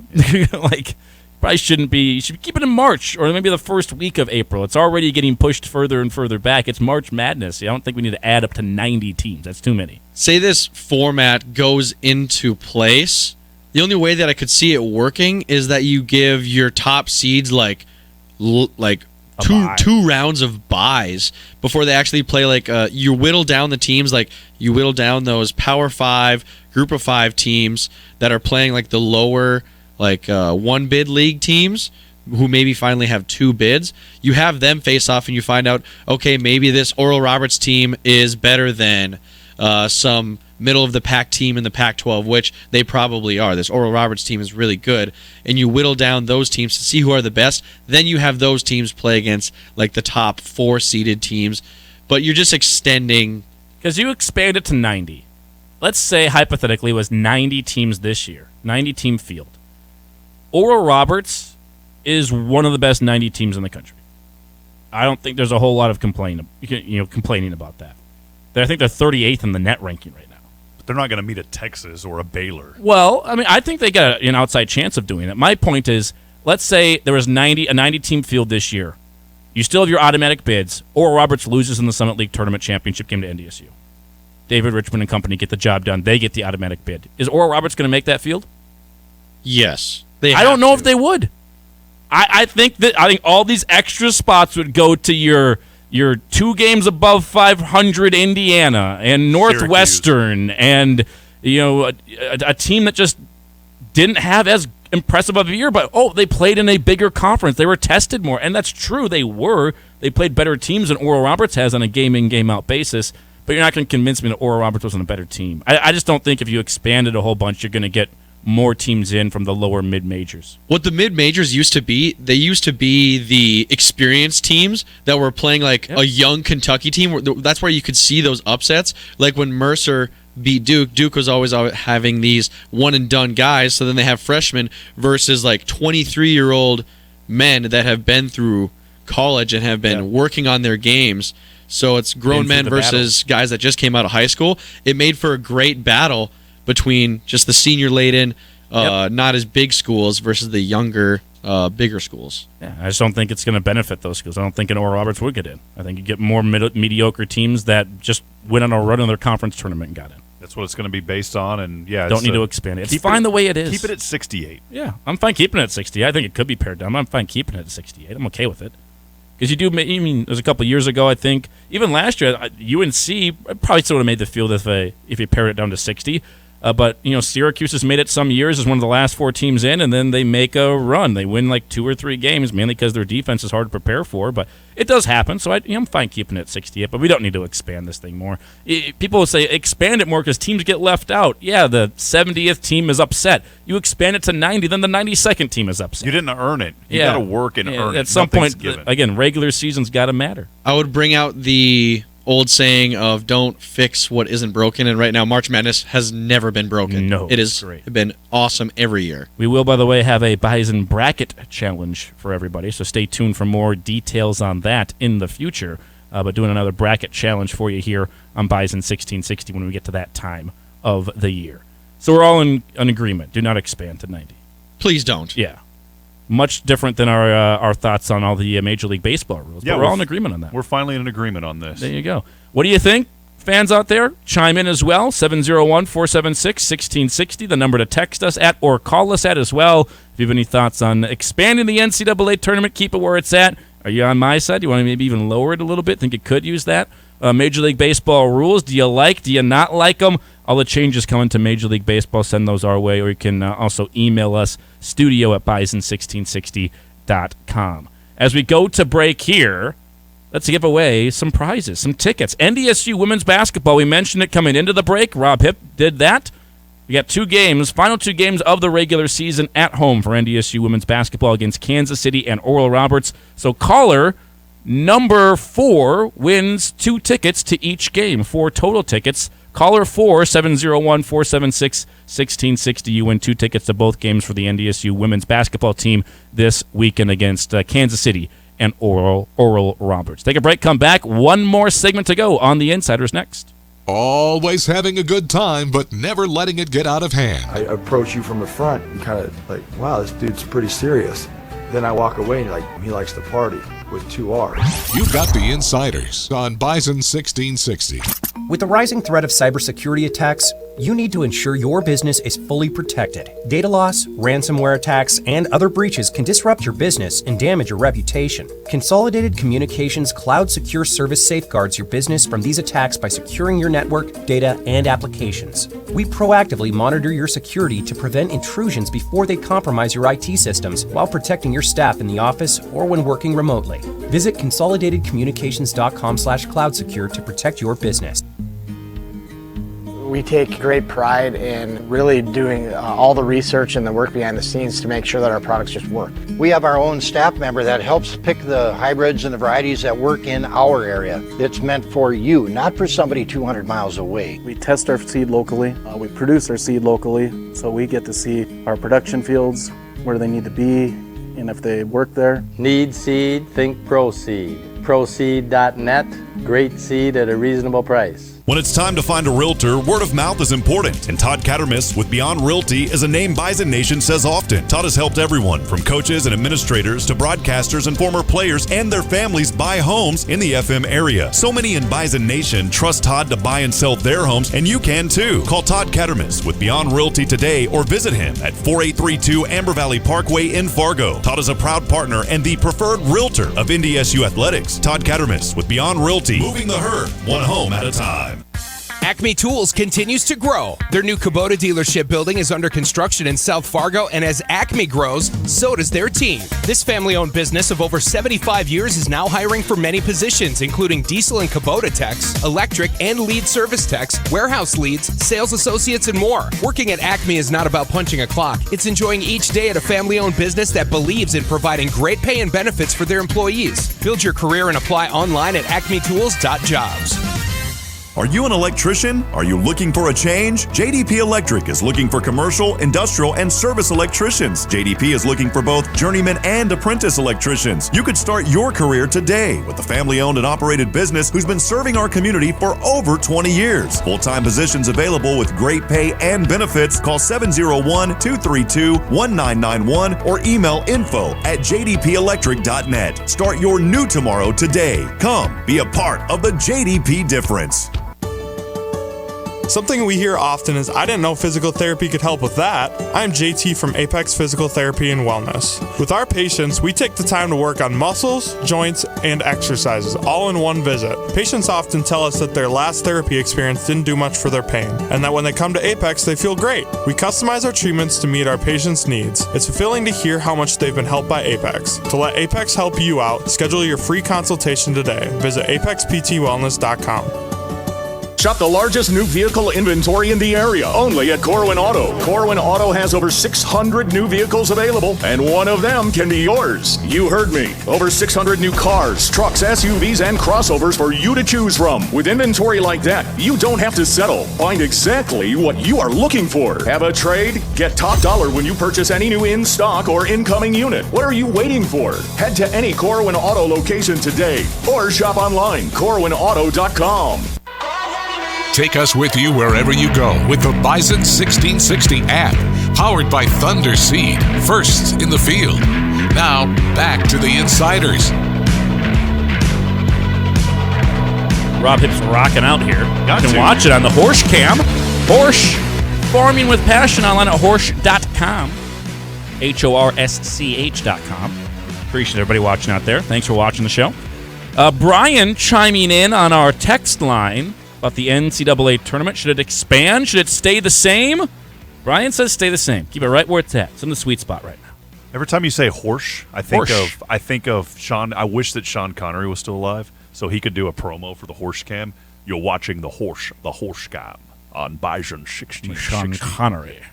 I can't do it anymore like on the spot, man. I'm not the last one. It's the Horse Cam on Bison 1660. That was decent. It was a decent effort for you.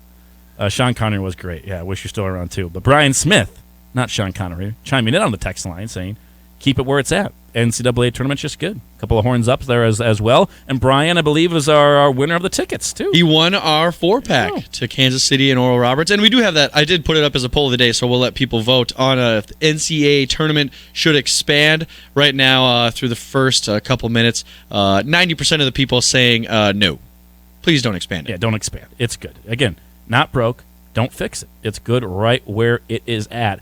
Did a poll question a couple of days ago as well, didn't we? What was the last poll question we did? Did we update that one? I think we didn't give the results of the last poll question. We did not, but was it a hold on Monday? Was it a hold? Yes, it was obvious. Oh, yeah, they were saying, yeah, obvious hold. They were on James Bradbury. By the way, NFL Twitter is phenomenal because they made like the NFL Valentine's Day cards. You know, like when you're a kid in school and everyone got a card, you had a starburst on it or something, and you put one in everyone's Valentine's Day box at school. Well, they make those little cards now, and they're memes. And they're funny ones. One of them was about James Bradbury and said, "I'll hold you when it matters most," with James Bradbury. And Juju Smith-Schuster retweeted that one out there to the world about James Bradbury. "I'll hold you when it matters most," because he got called for the controversial holding call. A.J. Brown didn't find that too funny. The receiver for the Philadelphia Eagles wasn't overly thrilled with that tweet from Juju Smith-Schuster and had a pretty clever response to one Juju Smith-Schuster. He says, and I quote from A.J. Brown's Twitter, "First off, congratulations. Y'all deserve it. This is lame. You was on the way out the league before Mahomes resurrected your career and your one-year deal, TikTok boy. He admitted that he grabbed you, but don't act like you're like that or ever was. But congratulations again." Couple of things here. First off, I love at the beginning, first off, congratulations, and at the end, but congratulations again. It's basically like saying something bad about someone and then saying, but no offense. The positive sandwich. No offense. I think you're terrible at your job, but no offense. Like something like that. And then I love, it's a great one. Resurrected your career on your one-year deal, TikTok boy. I just love TikTok boy. It's Juju Smith-Schuster, if you don't know, famously went on TikTok in the locker room post-game with the Steelers, had Mike Tomlin on the video, and Mike Tomlin didn't know he was filming for TikTok, and he's all about doing TikToks but for the game on the logos and all sorts of stuff, so called him TikTok boy. Good old TikTok boy. Are you active on TikTok? Not at all. I started to get a little active on there. I don't make any. There's every once in a while someone sends me a TikTok. So then if I want to view what they send me, I have to have an account. That's literally the only reason I have it. I put a few of my NDSU calls this year on there, and then I had some daily inspirational stuff that I put on there as well. But yeah, it's a fun medium. The problem is there are so many avenues of social media now with TikTok, Instagram. There's too many. There's just way too many. There's going to be another one in like 3 or 4 years that comes up, and it's like, oh, this is the new one to have. I'm like, I already got enough. And then what happens? I waste enough time on them already. And then what happens are they get extremely commercialized. Because now I got a friend in the car business that's posting cars on TikTok like he's selling the cars. I'm like, this just kind of like, I don't even want to see it anymore because I don't want to see you talking about cars you're selling. Yeah. You're on the wrong side of TikTok. You need a better For You page. Yeah, a better For You page. That's the thing on Twitter now, too, the For You page. But that was a funny thing. A.J. Brown with the TikTok boy throwback at one Juju Smith-Schuster. Even head coach Andy Reid was having fun with Juju Smith-Schuster in practice. That was early in the season. Yeah, when this practice was. But he was telling Juju Smith-Schuster that he looks faster in his TikToks than he did on that route that he ran or whatever. He looked quicker in his TikTok. So even Andy Reid, his own head coach, was having fun with making fun of Juju. By the way, this weekend is NBA All-Star Weekend. I know none of us watch the Pro Bowl, even with the cool shakeup this year of the flag football game. Anybody watching the Team LeBron versus Team Giannis NBA All-Star Weekend? No. I've always liked their switch-up. I don't know if they still do it, but the fourth quarter, you have to score 24 points, and that is the winner.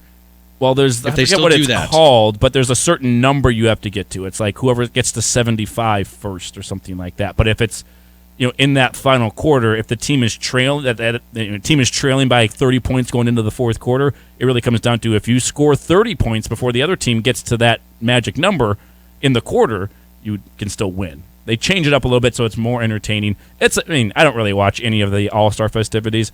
I used to watch a ton of the three-point contest and the dunk contest. I might watch the three-point this year because the contestants are pretty good, like Damian Lillard, Jason Tatum, Anthony Simons is in it, some really good three-point shooters. But the dunk contest used to be the thing, right? Like, you had the best players in the world in the dunk contest, and you wanted to win it. It was like a badge of honor to win the dunk contest. Vince Carter was great. I go back to Zach LaVine and Aaron Gordon. We all know Blake Griffin jumping over a car. It used to be like the thing to do.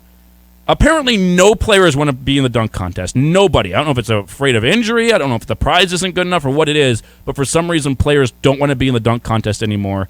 The NBA dunk contest has 4 participants.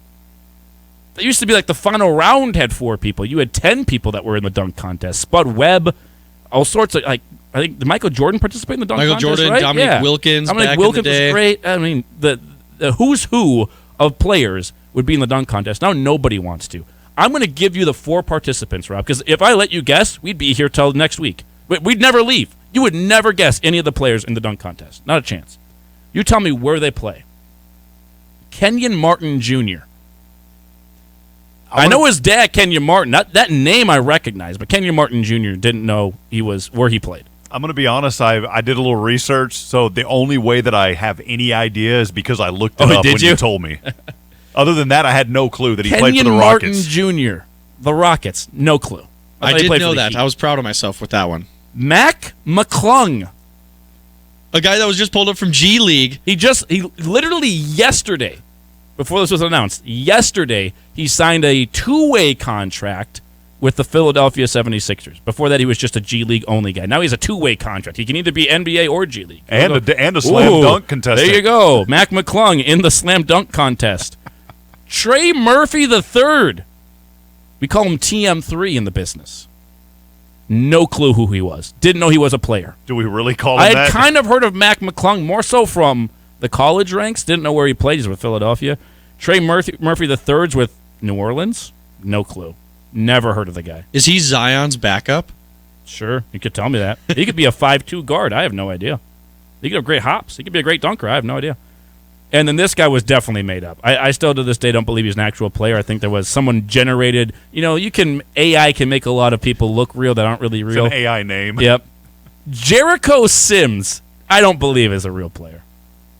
They made him Apparently up. he plays for the Knicks. Jericho Sims. Never heard of the guy. Yeah, you haven't heard of his plays whenever Kevin Harlan says, "Oh, the walls of Jericho are coming down here in New York tonight." Yeah, he probably does. That'd be a great call. But Jericho Sims, never heard of him. That's the entire lineup for the dunk contest. Everyone that's participating. We can't get Anthony Edwards to do it. I think he'd be great. Obviously, Zion's hurt. I get that. Can't get any of the other big guys. Can Giannis do the dunk contest? Can somebody with some name recognition do the dunk contest for crying out loud? Could Boban please be in the dunk contest? Boban Marjanovic. Yeah. Nicest guy in NBA. These 4 players combined. These 4 players combined less than 200 NBA total games played together. Can you guess how many career points Mac McClung has? Career points. 8. Wow. He scored 8 points in his entire NBA career, and he's in the NBA dunk contest. I don't even know if he's dunked in an NBA game. And people wonder why these games are getting less and less viewed every year. It's ridiculous. I mean, when I saw that was the list, I was shocked. I knew that the dunk contest kind of lost a little bit of its luster, but I thought there'd be some players out there that would want to be in the dunk contest. You go far enough down the list, eventually someone's going to be like, "Yeah, sure, I'll do the dunk contest." That is embarrassing. You should cancel it. You just shouldn't have the event if that's the 4 you got. After a quick little research, I'm on sportscasting.com, and this is a quote back from LeBron James in 2012, by the way. LeBron James has never once been in the dunk contest. Yeah. That is ridiculous when he has been one of the best dunkers in the league for a while. I get now that he's older to not compete in it. He's young, saving his body, but he was young back in 2012. That was his peak performance. This was his quote. "It's over with. I'm getting too old for that." Even back in 2012, he continues on to say, "There were times when I wanted to do it, but I came into All-Star Weekend a few times banged up, and I didn't want to risk further injury." I'm sure that's maybe some guys feel that way, but it's for your entertainment, and guys rather want to be on the sidelines. How many people have got hurt at the dunk contest? Because when did this become like, again, this is the NBA players being the NBA players. They're soft. They need to take days off every game they play. Every game there's like 4 guys missing, and you got all the backups playing because of load management. I got to take so many games off. I don't get it. I think it's dumb and stupid. I think the NBA's got a problem on their hands with it. Who's gotten hurt in the dunk contest? I don't ever remember anybody getting hurt. Like seriously hurt where they missed like a month of time at the dunk contest. Yeah, same. Why are we worried about that? The only way to bring the viewership back up is get the same guys that announce like the and one tournaments where they're just screaming and you're like, oh, you know what I'm talking about? Yeah, Like, that'd be good too. But like, bring those guys back. You could have the best broadcast crew in the history of the world. Kenyon Martin, Mac McClung, Trey Murphy III, and Jericho Sims ain't doing anything for us. Not a single person is tuning in to watch those four guys dunk a basketball. I hate to break it to you, NBA. I just don't get it. By the way, there is the Super Bowl parade going on right now for the Kansas City Chiefs, so this is what you're going to be flying into here in just a matter of hours, Rob. This is your Kansas City Chiefs parade in downtown KC. Bison men's basketball flying down to KC later today, and probably, I would assume, get a practice or a shoot-around or something in as well.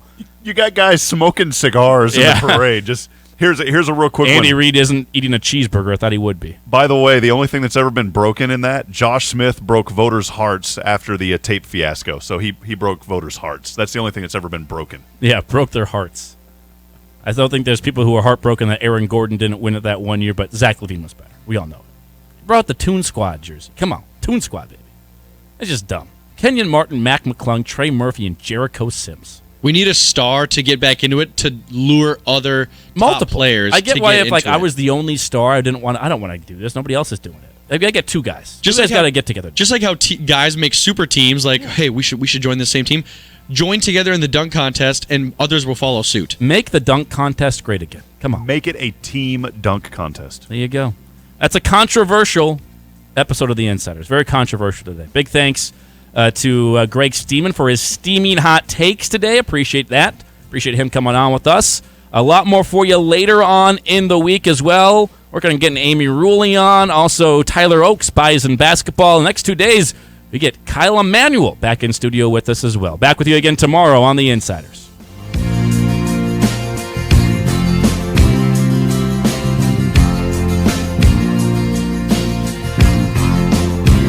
Snow, ice, and below zero temps. Typical Midwest weather, but not so kind to your vehicle. That's why Jiffy Lube of Fargo is here to make sure you have your vehicle in top working condition and ready for these winter roads and temps. Oil changes are the #1 maintenance item that's neglected. At Jiffy Lube of Fargo, no appointment